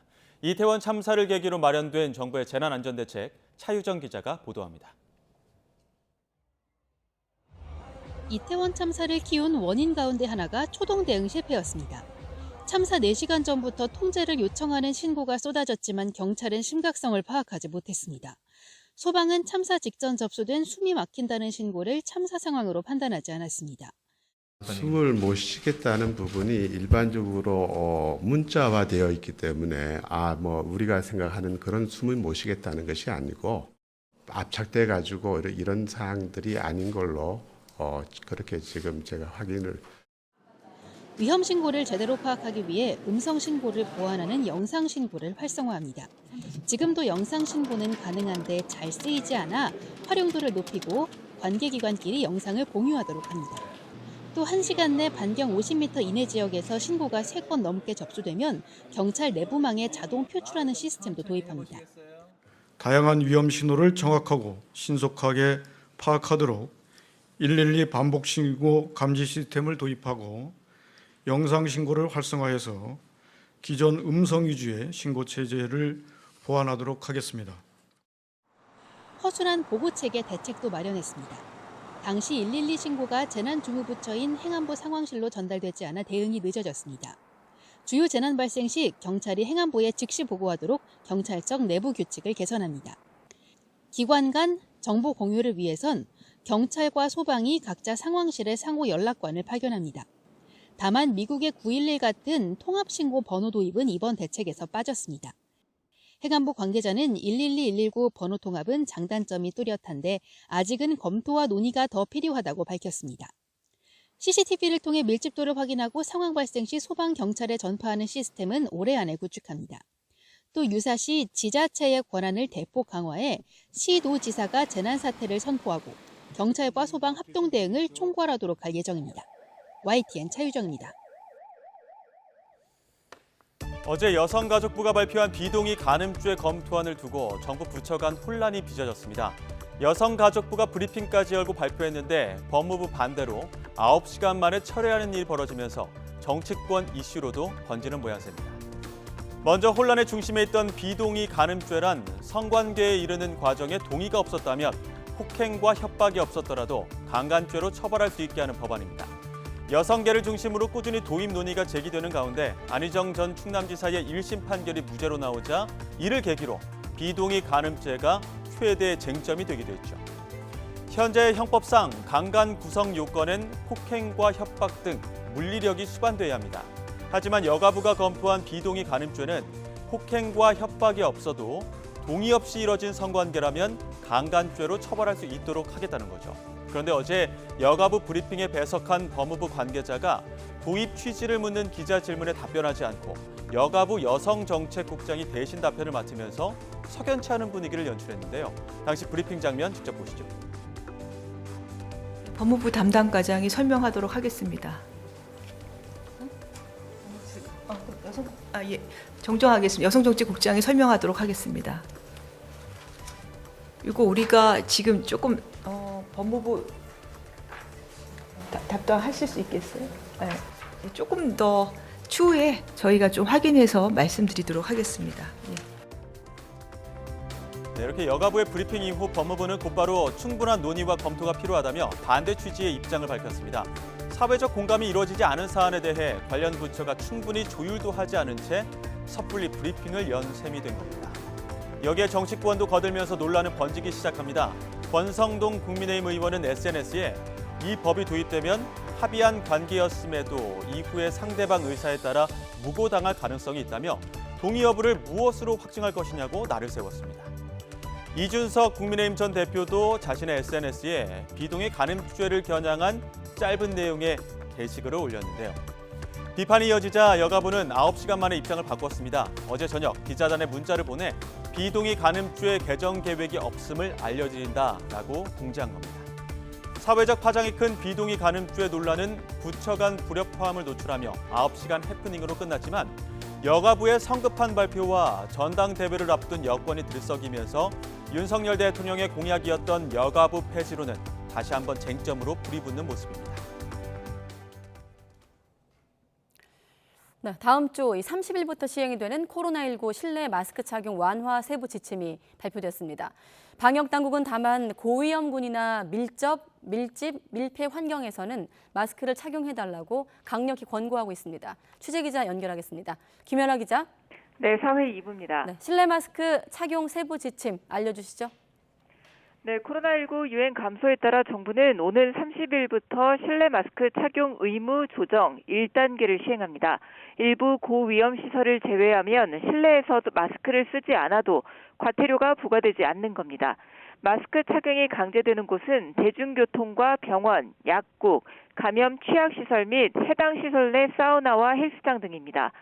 고위험군이나 환기가 어려운 곳에 있는 사람도 마스크 착용이 강력하게 권고됩니다. 학교에서도 교실에선 마스크를 벗어도 되지만 합창이나 실내체육관 수업 등으로 침방울이 많이 튀는 상황일 땐 마스크 착용이 적극 권고됩니다. 통학버스나 수학여행 단체버스 등에서는 마스크 착용이 의무입니다. 다시 강조하자면 이번 조치는 마스크 착용 의무 해제입니다. 마스크를 꼭 쓸 필요는 없지만 착용하는 게 좋다고 권고하기 때문에 사업장별로 마스크 착용을 요구할 수도 있습니다. 네, 김연아 기자. 그리고 중국에 대한 단기 비자 발급 제한 조치 한 달 더 연장됐다면서요? 네, 오늘 국내 신규 확진자는 3만 1천여 명으로 설 연휴 이후 소폭 증가했습니다. 하지만 감소 추세 자체가 바뀌지는 않을 거란 전망인데요. 위중증 환자는 481명, 사망자는 36명입니다. 방역당국은 다만 국내 상황이 호전돼도 춘절 이후 해외 유입으로 인한 재확산 가능성을 배제할 수는 없다고 판단했습니다. 최근 2주간 해외 유입 확진자 1,404명 가운데 중국발 확진자가 890명으로 압도적이라 안심할 수 없다는 겁니다. 6개월 이상 4살 미만 영유아를 대상으로 한 코로나19 예방접종도 시작됩니다. 면역 저하나 기저질환이 있는 고위험군 영유아는 백신 접종이 중요한데요. 30일 사전 예약이 시작되고 당일 접종은 다음 달 13일부터 가능합니다.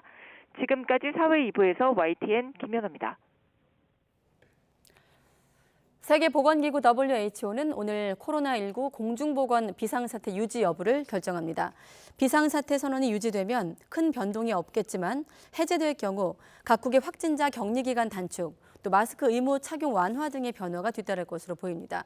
테워드로스 거브러여수스 WHO 총장은 지난해 말 내년엔 공중보건 비상사태가 해제되길 희망한다고 언급한 바 있습니다.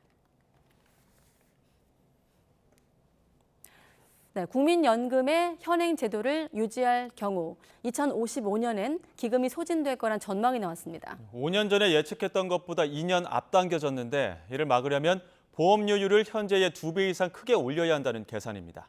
기정훈 기자가 보도합니다. 현재 우리나라 국민연금의 보험료율은 9%, 월소득액의 9%를 근로자와 사업주가 절반씩 4.5%씩 나눠냅니다. 국민연금이 시작한 1988년 3%였던 게 93년 6%, 98년에 9%로 오른 뒤 25년 동안 한 번도 오르지 않았습니다. 이 같은 현행 제도를 유지할 경우 2041년부터 수지가 적자로 돌아서고 2055년에는 국민연금 기금이 모두 바닥난다는 게 5차 재정추계 시산 결과입니다. 2003년부터 5년마다 재정추계를 계산해 왔는데 5년 전 4차 때와 비교할 때 적자 전환 시점은 1년, 기금 소진 시점은 2년 앞당겨졌습니다. 재정추계 전론위원회는 5가지 재정 목표를 설정하고 계산했습니다. 기준은 70년 뒤 2093년이고 방법은 적립 배율, 1년 동안 지출할 총 액수에 비해 연초에 확보하고 있는 액수를 비교하는 겁니다. 가장 적은 적립 배율 1배를 목표로 할 경우에도 보험료율은 당장 2년 후 2025년에 17.86%, 2035년에 20.73%로 인상해야 합니다. 적립배율 2배가 목표일 때는 각각 18.08과 21.01%, 5배일 경우에는 각각 18.71, 22.54%로 필요 보험료율은 올라갑니다. 계산 기준 93년까지 적자가 안 나게 하려면 보험료율은 각각 19.57%, 22.54%까지 인상해야 합니다.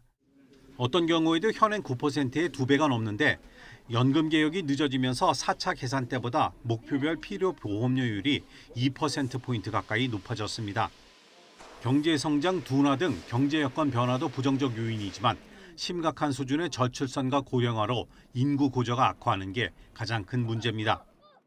합계 출산율이 하락하고 기대 수명이 증가함에 따라 국민연금 가입자는 감소하고 수급자는 증가하여 보험료 수입은 감소하고 급여 지출은 증가할 것으로 예상됩니다. 낼 사람은 계속 주는데 받을 사람은 계속 는다는 얘기입니다. 국민연금법에 따르면 재정추계는 3월 말까지 하도록 돼 있는데 이번엔 국회 연금개혁특위서나 민간자문위원회가 요청하면서 연금개혁 논의 지원을 위해 2달 앞당겨졌습니다. YTN 기종훈입니다. 네. 낼 사람은 계속 줄고 있는데 받을 사람은 계속 늘고 있다.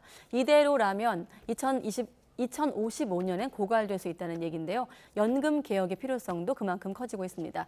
이어서 경제분 조태영 기자와 이어가겠습니다. 네, 조태영 기자. 네. 국민연금 재정 추계 결과 이게 5년마다 한 번씩 하는 건데 그 시점이 앞당겨졌네요. 2년 정도? 맞습니다. 이 국민연금은 1988년에 도입된 제도거든요. 네. 그다음에 2003년부터 5년 단위로 이 재정 추계를 하고 있습니다. 재정 추계에 대해서 간단하게 설명을 드리자면은 예. 국민연금에 대한 건강 검진 정도라고 보면 되겠습니다. 그러니까 검사를 해서 국민연금이 어디 아픈 데가 있는 건 아닌지, 어디 문제가 있는 건 아닌지 이걸 찾아내는 작업이라고 볼 수 있거든요. 네. 그런데 원래는 이게 3월이 법정 시한인데 국회에서 요청을 해가지고 2달 앞당겨서 내용이 나왔습니다. 그럼 이제 내용이 중요할 텐데 지금 나오고 있죠.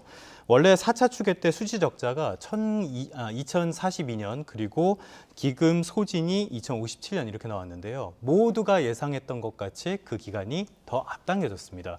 그래서 지금 보면은 앞으로 한 20년 정도는 연금 지출보다는 수입이 많은 상황이 이어지다가 네. 2041년부터는 이게 반대로 바뀌어서 적자가 되기 시작해요. 그래프로 따지면 꺾인다는 맞습니다. 얘기죠. 예. 그런데 이렇게 계속 적자가 나기 시작하면 언젠가 고갈이 되겠죠. 그 시점이 2055년이 됐습니다. 네. 그러니까 기금이 고갈되는 시점은 2년 앞당겨졌고요. 적자 시점은 1년 앞당겨졌습니다. 그렇기 때문에 지금 어떻게건 개혁이 시급한 상황이라고 볼 수 있겠습니다. 일전에 계산했던 것보다 그 소진 시점이 앞당겨진 거는 그 기간 동안 어떤 다른 변화가 있었던 겁니까? 맞습니다. 먼저 국민연금에 대해서 조금 설명을 하자면은요. 네. 이거는 기본적으로는 사회보장제도에 가깝습니다. 예. 그러면 사회보장제도는 뭐냐? 기본적으로는 여유가 있는 사람들이 돈을 더 내서 여유가 없는 사람들을 도와주는 어떤 연대 개념이라고 볼 수 있죠. 예. 그렇다면은 이 국민연금에서 약자는 바로 일하지 않는 고령층들이 될 것이고요. 이 도와줘야 되는 사람들은 일을 하고 있는 직장인들 그리고 자영업자들이 될 겁니다. 그렇기 때문에 지금 이게 문제가 되고 있는데요. 여기까지 들었을 때는 그러니까 어떻게 보자면 앞선 세대가 이렇게 열심히 일을 했기 때문에 지금 세대들이 일을 할 수 있는 환경이 만들어졌다는 측면에서 사회적인 연령 연대 정도의 개념으로 받아들이시면 되겠는데요. 이렇게 말씀드리면은 이 지금 문제가 생긴 이유를 어느 정도 알 수 있으실 것 같습니다. 네. 가장 먼저 이게 제일 큰 문제인데요. 고령화와 출산율 이 두 가지가 가장 큰 문제입니다. 무슨 얘기냐면은 지금 계속 일할 사람은 줄어들고 있고 다시 말하자면 연금을 낼 사람은 줄어들고 있고요. 일을 하지 않는 고령층들은 늘어나고 있습니다. 이건 다시 말하자면은 연금을 받을 사람들은 늘어나고 있다는 뜻이죠. 그러면은 받을 사람은 늘었는데 낼 사람이 줄어들었다면 낼 사람 한 명이 부담할 금액은 더 커지는 게 됩니다. 그렇죠. 이게 가장 큰 문제예요. 지금 인구가 얼마나 줄어들고 있냐? 지난해 11월 통계를 보면은 출생아 수가 2만 명이 안 되고요. 사망자 수가 3만 명이 넘었습니다. 그러면은 자연적으로 인구가 1만 명이 넘게 감소했다는 뜻입니다. 세계에서 가장 빠른 고령화 추세를 보여주고 있습니다. 그리고 또 이런 문제도 있습니다. 이 경제가 빠르게 성장을 해야지 GDP도 성장을 하고 그만큼 사람들의 소득이 늘어서 연금을 내는 양도 늘어날 텐데 지금 우리나라도 선진국 대열에 반입을 하면서 들어가면서 지금 이제 더 이상 성장률이 예전만큼 강하게 나오질 않고 있죠. 이런 측면에서도 이 저성장이 고착화되는 것도 연금 감소에 어떤 영향을 미쳤다고 봐야 될 것 같습니다. 네. 지금 방금 말씀하셨는데 많은 사람들이 문제점으로 보는 게 보험료율은 너무 낮은데 주는 돈은 많다는 것 아니겠습니까? 맞습니다. 왜 이런 평가가 나오는지까지 설명해 주시죠. 자, 지금 국민연금 보험료율 얼마인 줄 아세요? 9%입니다. 9%? 예, 9%인데 우리 같은 노동자들은 네. 우리가 4.5%를 내고요. 회사에서 4.5%를 내줍니다. 네. 자영업자들은 이걸 전부 다 개인 돈으로 내야 되고요. 근데 지금 보면 나오지만 1988년 처음 도입됐을 때 3%, 그다음에 5년마다 3%포인트씩 오르다가 1998년 이후 25년 동안 한 번도 안 올랐습니다. 지금까지 손을 안 대고 있었어요. OECD 평균이 18%니까 거의 절반 수준 이 정도에 불과하거든요. 자, 원래는 5년마다 조금씩 높이는 걸 계획을 했었는데 네. 왜 안 됐을지를 보면은 결국에 돈 더 내라 그러면 좋아할 사람은 없잖아요. 거기다가 국민연금은 사실상 준조세, 강제로 내야 되는 성격이 있기 때문에 정치권에서 논의를 좀 등한시했다 이렇게밖에 볼 수는 없을 것 같습니다. 네. 또 하나는 소득 대체율이라는 지표가 있습니다. 소득 대체율은 뭐냐면요. 우리가 계속 지금까지 벌어왔던 돈의 평균을 얼마만큼 국민연금 수령액이 보전을 해주냐 이걸 보는 거거든요. 그러니까 지금 40%라 그러면은 제가 평생 벌어왔던 평균이 100만 원이라고 했을 때 국민연금에서 40%를 준다 이런 뜻입니다. 그런데 이것도 계속 손을 놓고 있는 상황입니다. 초반에는 70%대였어요. 지금 나오고 있지만 왜냐하면은 도입 초기이기 때문에 이 제도가 안착을 하려면은 덜 내고 더 주는 방법을 도입할 수밖에 없었거든요. 그러면 차츰차츰 이걸 줄여 나갔어야 됐는데 노무현 정부 때인 2007년에 한번 40%로 낮춘 다음에 지금까지 손을 제대로 안 대고 있습니다. 자, 그러면은 20년, 10년 이렇게 넘게 오랫동안 손을 대지 않고 있다 보니까 막대한 비용이 발생하게 된 거예요. 지금 난방비 문제에서도 나온 것처럼 예전에 돈을 써야 될 것들을 안 쓰고 있었으면 이게 없어지는 게 아니라 더 큰 문제로 우리한테 다가올 수밖에 없잖아요. 그렇기 때문에 이런 비용이 더 커지게 됐다라고 볼 수 있습니다. 그러면 얼마나 커졌냐? 나중에 조금 더 자세하게 설명을 드릴 텐데요. 2055년에 기금이 고갈이 되면은 지금의 적립식에서 지금 부과식으로 바뀔 가능성이 있습니다. 네. 이렇게 됐을 때 보험료율이 얼마나 되냐? 26%가 넘게 나올 걸로 지금은 추산이 되고 있고요. 지금이 9%인데. 예, 그렇습니다. 그리고 지금 나오고 있는 거는 필요 보험료율입니다. 이거는 뭐냐면 다른 거는 다 그대로 두고 보험료율만 조정을 했을 때 얼마만큼 해야 되냐 이건데요. 이걸 계산을 해보니까 시나리오별로 다르긴 하지만 네. 최저 17%에서 24%라는 계산이 나왔습니다. 그러니까 지금대로 유지를 했을 때는 보험료율을 지금보다 최소 2배는 더 높여야지 이 국민연금이라는 게 존속할 수 있다 이런 뜻이 됩니다. 근데 또 사실 국민연금이라고 한다면 이제 국내 금융시장에서 큰 손이기도 하고 워낙 맞습니다. 운용하는 기금이 크다 보니까 그런데도 여러 수익 사업을 하는데 그게 효과를 보지는 못하는 겁니까? 사실 이 부분은요, 제가 국민연금을 약간 옹호를 해야 될 것 같습니다. 말씀하신 것처럼 국민연금은 여러 가지 사업을 통해서 이 연금 적립액을 늘리는 역할을 하고 있습니다. 기금운용본부라는 곳에서 하고 있거든요. 근데 보면은 뭐가 제일 중요할까요, 이쪽에서? 역시 수익률이 중요하겠죠? 네. 근데 수익률이 중요한데 높은 수익률을 내려면은 높은 위험도 따라옵니다. 그래서 말씀하신 것처럼 원금을 보장하는 게 무엇보다 가장 중요합니다. 그래서 지금 99%, 99.8% 정도를 금융시장에 투자를 하고 있는데요. 이 중에서 43%가 주식이고 한 41%가 정도가 채권입니다. 이 채권 중에서도 안전하다고 볼 수 있는 국채에 투자를 많이 합니다. 네. 국채라는 거는 나라가 보증을 해주는 거잖아요. 이만큼 시간이 지나면은 요만큼의 이자를 붙여서 돌려줄게. 하기 때문에 미국 국채 같은 경우에는 아예 무위험 자산으로 분류를 할 정도로 아주 안전한 자산입니다. 대신에 수익률은 아주 낮아요. 코스피에 투자하는 방식도 비슷비슷합니다. 코스피에서 어느 정도 정해진 비율이 있거든요. 국민연금이 투자할 수 있는 비율. 그러면은 주가가 낮아졌을 때 투자를 하고요. 주가가 오르게 되면은 그 비중도 커지게 되겠죠. 네. 그러면은 그만큼은 매각을 합니다. 상당히 좀 기계적으로 투자를 한다고 볼 수 있는데요. 그렇기 때문에 이게 굉장히 좀 안전적으로 운용을 한다라고 볼 수 있습니다. 네. 물론 여기에 대해서 불만이 많아요. 마이너스가 나올 때도 있고요. 코스피에서 국민연금이 차지하는 시가총액 비중이 한 10% 정도가 되는데요. 이렇게 사고 팔기를 반복하다 보니까 코스피가 위로 쭉 가지 못하는 원인 가운데 하나로도 국민연금이 지목이 되거든요. 근데 코스피는 국민연금은 증시를 부양한 역할보다는 역시 원금을 안전하게 분류하는 게 가장 중요하기 때문에 이 부분은 좀 어쩔 수 없을 것 같습니다. 네. 투자 수익률을 봐도요. 2018년, 2022년, 작년이죠. 이때는 마이너스가 났지만 그전에 2019년부터 21년까지 한 10%가량 수익이 나기도 했어요.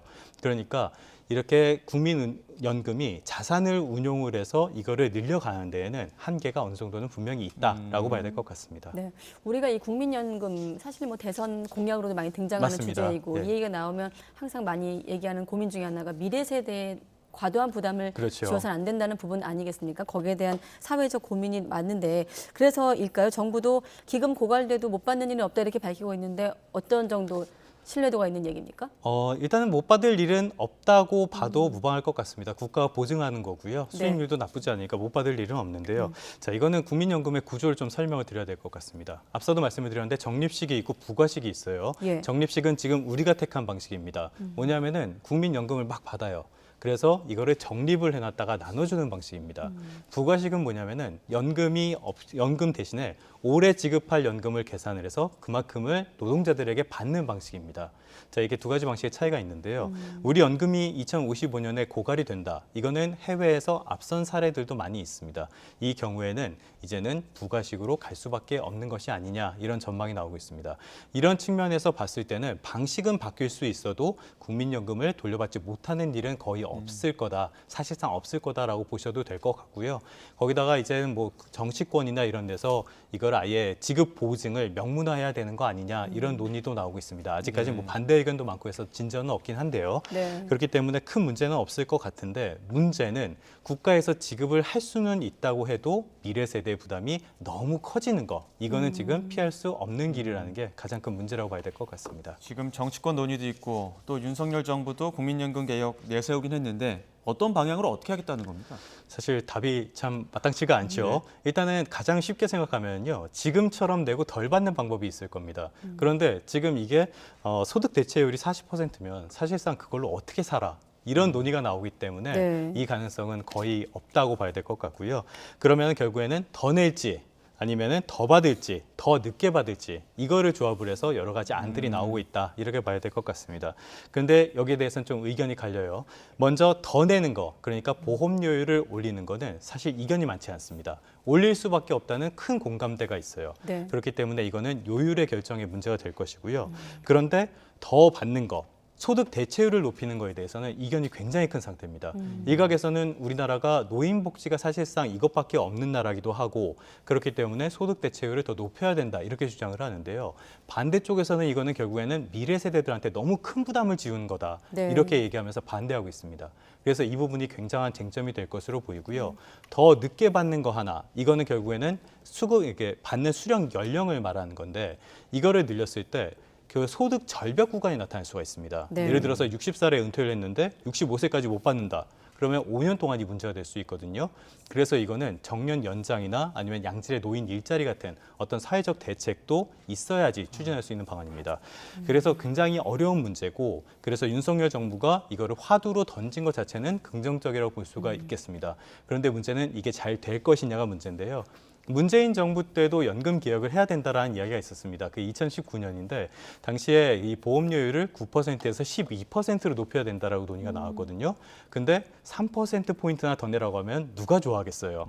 반발이 커지니까 이게 흐지부지가 됐습니다. 그런데 지금 내년 4월에 총선이 있죠. 선거를 앞두고 있습니다. 그래서 총선 전에 이게 어떤 확실한 뚜렷한 결과가 나올 것이냐 이 부분에 대해서는 의구심이 좀 있고요. 결국에는 총선이 끝나야 속도를 내지 않겠냐라는 전망이 나오고 있습니다. 더 낼지, 더 받을지 더 늦게 받을지가 화두라면 아마 우리 셋의 생각이 아마 저마다 다를 거라 생각이 드는데 그걸 좁혀가는 그 과정이 좀 맞습니다. 필요할 것 같고 확실한 건 고갈 시점과 또 개혁이 필요하다는 건 확인된 것 같습니다. 그거는 사실 모든 사람들이 다 이야기를 하고 있는데 이게 그 법을 바꿔야 되는 문제거든요. 국회 논의가 필요하기 때문에 네. 이게 잘 진행되지 않았던 측면들이 있습니다. 네, 알겠습니다. 경제부 조태현 기자와 함께 다뤄봤습니다. 수고했습니다. 네, 고맙습니다.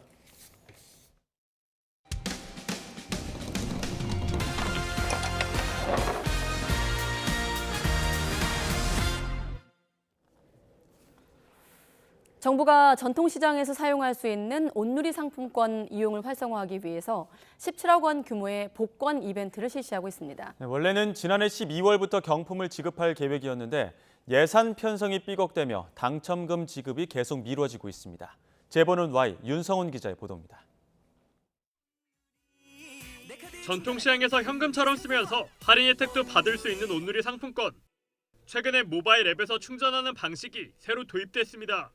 정부는 지난해 11월부터 올해 1월까지 모바일 앱으로 상품권을 사용하면 추첨을 거쳐 상품권을 다시 충전해주는 소비복권 이벤트도 시작했습니다. 만 원부터 최대 100만 원까지 모두 5,120명에게 17억 원어치를 나눠주는 큰 행사입니다. 상품권 홈페이지에는 지난해 12월 중순 이후 차례대로 경품을 지급한다는 공지도 뚜렷합니다. 그러나 아직 경품을 받은 사람은 아무도 없습니다. 행사 첫 달인 11월 말 뽑힌 1회차 당첨자들조차 당첨금이 충전되기를 기다리는 상황입니다. 저희가 최초로 통보받은 게 11월 30일 통보받았어요. 맨 처음에 지급 안내는 12월 중순이라고 안내를 했거든요. 근데 지금도 못 받고 있네요. 국가에서 하는 사업이지만 그건 좀 잘못된 것 같잖아요. 심지어 1등과 2등, 3등은 경품 액수의 22%, 많게는 22만 원을 제세 공과금으로 완납하고 정작 당첨금은 손에 쥐어보지도 못했습니다.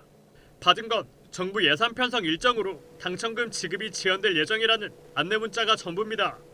이에 대해 정부는 우선 1등부터 3등까지 당첨자에게서 제세 공과금 납부 동의를 받는 데 시간이 걸렸고 형평성 차원에서 4등과 5등에게도 한꺼번에 당첨금을 주려다 보니 지난해 잡아둔 예산을 집행하지 못한 채 해를 넘기며 문제가 발생했다고 인정했습니다. 결국 온누리 상품권 발행 예산을 올해 다시 편성해야 해서 현재 절차를 밟고 있다는 설명입니다. 정책적인 행정적인 준비가 조금 미흡했던 걸로 보여지네요. 그런 걸 충분히 예상해서 지급 기한이라든지 이런 거에 대해서 꼼꼼히 챙겨봤어야 되는데. 정부는 예산 재편성을 얼른 마무리하고 당첨금도 조속히 지급될 수 있도록 하겠다고 밝혔습니다. 그러나 이미 당첨된 사람들에게도 약속을 지키지 못한 가운데 5회차부터 마지막 7회차까지 앞으로 당첨될 이들에게는 언제 당첨금을 줄 수 있을지는 불투명합니다. YTN 윤성훈입니다. 강원도 평창 알펜시아 리조트 입찰 방해 사건을 수사하고 있는 검찰이 오늘 KH그룹 재무부사장이자 연예기획사 IHQ 대표를 맡고 있는 김모 씨를 소환했습니다. 지난해 12월 검찰이 KH그룹 본사와 강원도청 등을 압수수색한 뒤 이뤄지는 첫 임원급 조사입니다. 검찰은 김 씨를 상대로 재작년 KH 강원개발이 알펜시아 리조트를 인수하는 과정에서 입찰 비리나 무자본 인수합병이 있었다는 의혹을 확인한 것으로 알려졌습니다. 오늘 아침 8시쯤 경기 의왕시 과천 봉담 고속화도로를 달리던 승용차에서 불이 났습니다. 불은 방음벽으로 옮겨부터 3m 정도를 태웠는데 다행히 20여 분 만에 꺼졌고 인명피해는 없었습니다. 사고가 난 곳은 지난달 29일 대형 인명피해가 났던 제2경인고속도로 방음터널 인근으로 출근 시간대 과천 방향 상행선 도로가 한동안 통제됐습니다. 오늘 새벽 6시 50분쯤 경북 안동시 남선면 채소 재배시설에서 불이 나 5시간 20분 만에 꺼졌습니다. 불이 난 곳은 장애인 직업 재활시설이었는데 출근 전에 불이 시작돼 다친 사람은 없었습니다. 다만 공장 건물 1,500제곱미터가 모두 불에 타고 포장기계 등 장비가 소실돼 소방서 추산 25억 원 정도의 재산 피해가 발생했습니다. 오늘 새벽 3시 반쯤 인천 성남동의 한 도로에서 30대 여성 A씨가 몰던 차량이 가로수와 도로 반사경을 들이받았습니다. 이 사고로 운전자가 얼굴 등을 다쳐 인근 병원으로 옮겨졌고 사고 직후 차량에서 불이 나 엔진룸 등이 완전히 탔습니다. 음주 측정 결과 운전자의 혈중 알코올 농도 수치는 면허 취소 수준이었는데 경찰은 음주운전 혐의로 입건해 경위를 조사하고 있습니다. 네, 38년 동안 돌보던 중증 장애인 딸이 대장암 판정을 받자 살해한 뒤 자신도 극단적인 선택을 시도했던 60대 어머니에게 검찰도 항소를 포기한 일이 있었습니다. 앞서 검찰은 1심에서 징역 12년을 구형했지만 재판부는 징역 3년에 집행유예 5년을 선고했습니다. 이후 검찰은 A씨가 장기간 장애를 가진 딸을 돌본 점 등을 고려해 항소를 포기한 것으로 알려지고 있습니다. 반려견 경태의 사연을 내세워 6억 원 넘는 후원금을 받아 챙긴 혐의로 기소된 택배기사와 여자친구가 1심에서 실형을 선고받았습니다. 서울 동부지방법원은 전직 택배기사 34살 김모 씨와 여자친구 김모 씨에게 피해자들의 선한 감정을 이용하는 등 범행 수법과 동기가 불량하다며 각각 징역 2년과 7년을 선고했습니다. 이들은 반려견 경태와 태희의 병원 치료비가 필요하다며 SNS로 12,000여 명에게서 6억 1천만 원을 받아 빚을 갚거나 도박을 하는 데 쓴 혐의로 기소됐습니다. 지난해 잇따라 발생한 열차 궤도 이탈과 사망 사고와 관련해 국토교통부가 한국철도공사, 코레일에 과징금 18억 원을 부과했습니다. 한 번에 부과한 과징금 규모로는 역대 최대입니다. 최기성 기자의 보도입니다. 지난해 1월 부산으로 향하던 KTX 산천 열차가 바퀴 파손으로 탈선했습니다. 열차가 덜덜덜덜 떨리더니 돌 튀는 소리가 막 들리고 터널 안에 들어갔는데 이제 불꽃이 막 이르면서 연기도 나고 그래가지고 뭐지 했는데 나중에 열차 멈추고 보니까 창문이 옆에 다 깨지고. 재산 피해 62억 원이 발생했는데 코레일이 바퀴 점검 주기를 지키지 않는 등 철도 안전관리 체계를 위반한 사실이 드러났습니다. 지난해 7월에는 대전 조차장역을 지나던 SRT 열차가 선로에서 이탈하면서 10여 명이 다치고 56억 원 재산 피해가 났습니다. 기차가 약간 뛰더니 SR 막 왔다 갔다 하다 딱 멈추더라고요. 나 깜짝 놀랐어요. 여름철 온도 상승으로 선로가 이상하다는 점을 앞선 열차 기관사가 알렸지만 사고 열차 기관사에게는 닿지 않았습니다. 사고 전 검측에서 10번 넘게 보수 필요성이 지적됐지만 부수 작업은 한 번도 없었습니다. 지난해 12월에는 오봉역에서 작업하던 코레일 직원 한 명이 화물열차에 치여 숨졌습니다. 차량 운행 진로를 확인하고 안전한 곳에서 작업하라는 지시가 지켜지지 않았습니다. 국토부는 3건 모두 철도 안전법을 위반한 사안이라고 보고 과징금 18억 원을 부과했습니다. 사안별로 보면 KTX 산천 열차 궤도 이탈과 SRT 열차 궤도 이탈 과징금이 각각 7억 2천만 원, 오봉역 사망사고 과징금이 3억 6천만 원입니다. 관련 법은 사망자 수나 재산 피해액에 따라 과징금을 달리 부과하도록 규정하고 있는데 2020년 과징금 한도를 상향했습니다. 새로 바뀐 재산 피해 규모 기준을 적용한 과징금 부과는 이번이 처음입니다. 철도 사고가 지난해부터 증가세로 전환되었고 고속철도 탈선 사고 등 중대 사고도 빈발하고 있습니다. 앞으로도 안전관리가 제대로 되지 않은 부분에 대해서는 과징금 부과 등 엄정하게 대응할 계획입니다. 코레일 측은 과징금 규모는 규정에 정해진 수준이라면서 이의제기 여부는 내부 검토 중이라고 밝혔습니다. YTN 최기성입니다. 북한이 준비를 끝내놓고도 7차 핵실험을 하지 않는 이유는 김정은 국무위원장이 필요를 느끼지 않기 때문이다라는 미국 정부 당국의 평가가 나왔습니다. 미 국방부 장관은 다음 주 한국을 찾는데 북한의 핵 선제 사용 시나리오를 토대로 대응 방안을 강구할 것으로 전해졌습니다. 이종수 기자입니다. 미국의 싱크탱크 전략국제문제연구소 CSIS 화상대담에서 미 국가정보국 산하 국가정보위원회의 시드니 사일러 북한 담당관은 북한이 아직 7차 핵실험을 하지 않은 것은 어떤 인위적인 시간을 맞춰야 할 내재적인 시급함이 없기 때문이라고 진단했습니다. I mean, although risking a tautology, they haven't launched because Kim doesn't see a need to launch. 북한은 핵실험을 할 경우 예상되는 외교 폭풍, 북한 주민 결집 효과 등을 고려해 시기를 결정할 것이란 겁니다.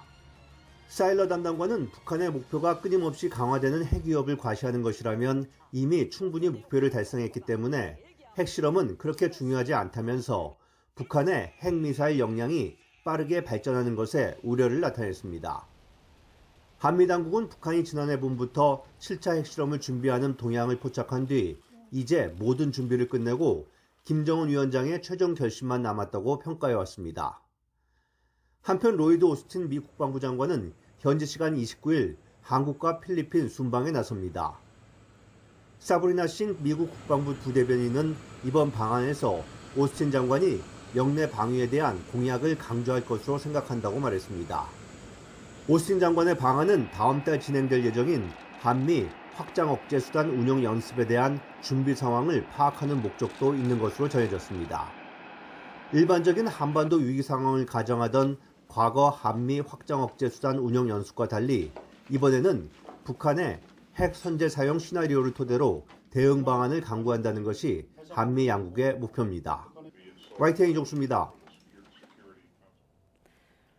경기 침체 우려 속에서도 미국 경제가 지난해 2% 넘는 성장률을 기록한 것으로 집계됐습니다. 바이든 대통령은 지난해 4분기 GDP 성적표에 크게 기뻐하며 한국 기업을 미국에 유치한 성과를 다시 한번 내세웠습니다. 워싱턴 권준기 특파원의 보도입니다.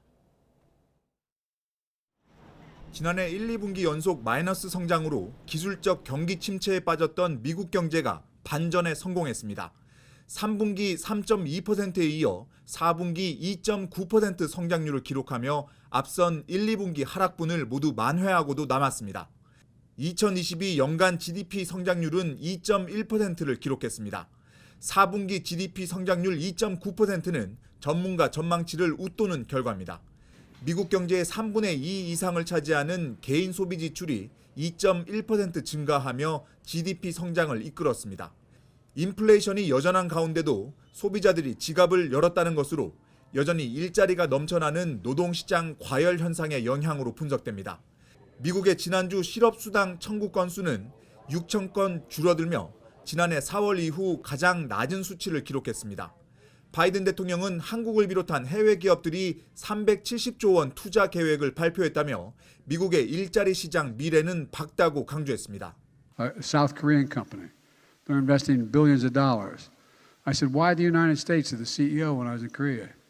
He said, because you're the single best workers in the world and you're the most reliable nation in the world.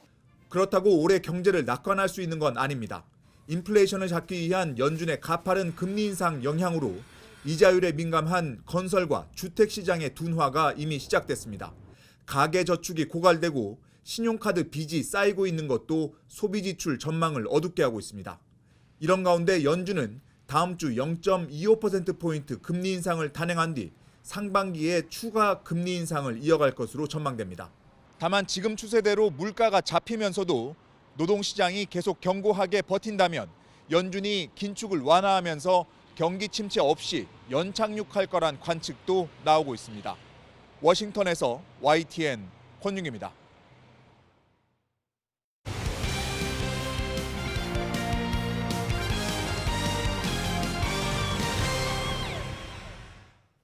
특급 유망주 고교생 심준석은 꿈을 이루기 위해 왔다고 포부를 밝히며 미국 피츠버그에 입단했습니다. 보도에 이지은 기자입니다.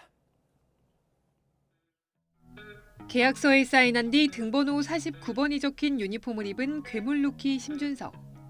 피츠버그 홈구장 PNC 파크 마운드도 둘러봅니다. 구단은 환영한다는 한글 인사로 입단을 반겼고 현지 방송은 입단 소식을 속보로 전하며 기대감을 나타냈습니다. 150km 후반대의 강속구로 고교 야구 무대를 평정한 심준석은 국내외 구단의 관심을 한몸에 받은 특급 유망주. 지난해 KBO 리그 드래프트에서 1순위 지명이 유력했지만 미국 진출을 택했습니다. 심준석은 빨리 공을 던지고 싶다면서 꿈을 이루기 위해 미국에 왔다고 말했습니다. It's been his long dream to play in the stateside. 앞서 MLB.com도 심준석을 올해의 유망주 10위로 뽑으며 가능성을 평가했습니다. 50위권에 이름을 올린 아시아 선수는 심준석이 유일합니다. 심준석은 일단 도미니카 공화국 캠프에서 훈련한 뒤 마이너리그 루키리그에서 도전의 첫 장을 펼칠 것으로 보입니다. YTN 이지은입니다. 카타르 월드컵 예비 멤버였던 오현규가 스코틀랜드 명문 클럽 셀틱 입단 회견을 열었습니다. 김동민 기자가 보도합니다. 오영규는 자신이 셀틱에서 뛰게 된다면 꿈을 이루게 되는 것이라고 생각했다며 셀틱 유니폼을 입게 돼 기쁘다고 말했습니다. 셀틱의 영입 제안에는 다른 생각이 없었다며 구단에 대한 무한 신뢰를 드러냈습니다. 셀틱이면 당연히 가야 되는 거 아닌가요? 셀틱에서 못 벌지. 현재 팀 훈련에 적응하는 것이 쉽지 않지만 셀틱이 주도적으로 경기하는 팀인 만큼 자신도 잘할 수 있는 것을 하겠다고 담담하게 말했습니다. 제가 잘할 수 있는 거는 박스에서 누구보다 강할 수 있다고 생각이 들고요. 그래서 박스로 볼이 투입됐을 때 정말 좋은 위치 선정을 통해서 많은 득점을 이룰 수 있다고 생각이 듭니다. 또 구단과 감독이 적극적으로 자신을 영입하고자 한 만큼 데뷔전에서도 좋은 인상을 남기고 싶다고 말했습니다. 감독님이 많이 원해주셨던 만큼 저도 많은 골로 보답을 해드리면 될 것 같습니다. 그래서 정말 인상 깊은 그런 데뷔를 하고 싶고요. 당장 경기에 뛸 수 있느냐는 질문에도 아무 문제 없다고 자신 있게 답했습니다. 그래서 이번 주에 당장 뛸 준비가 혹시 Yeah, no problem. 수원 유스팀 출신으로 지난 시즌 팀의 해결사로 성장한 뒤 한국 선수로는 기성용, 차두리에 이어 세 번째로 셀틱 유니폼을 입게 된 오형규.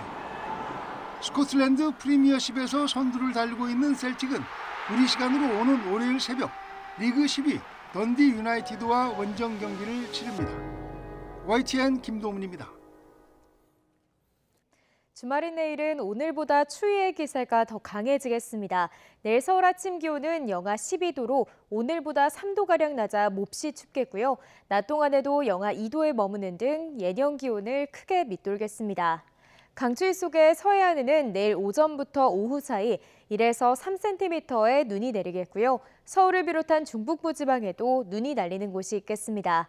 또 제주 산간에는 눈이 계속되고 있는 가운데 최고 15cm 이상의 폭설이 더 쏟아지겠습니다. 여기에 바람도 강하게 불고 있습니다.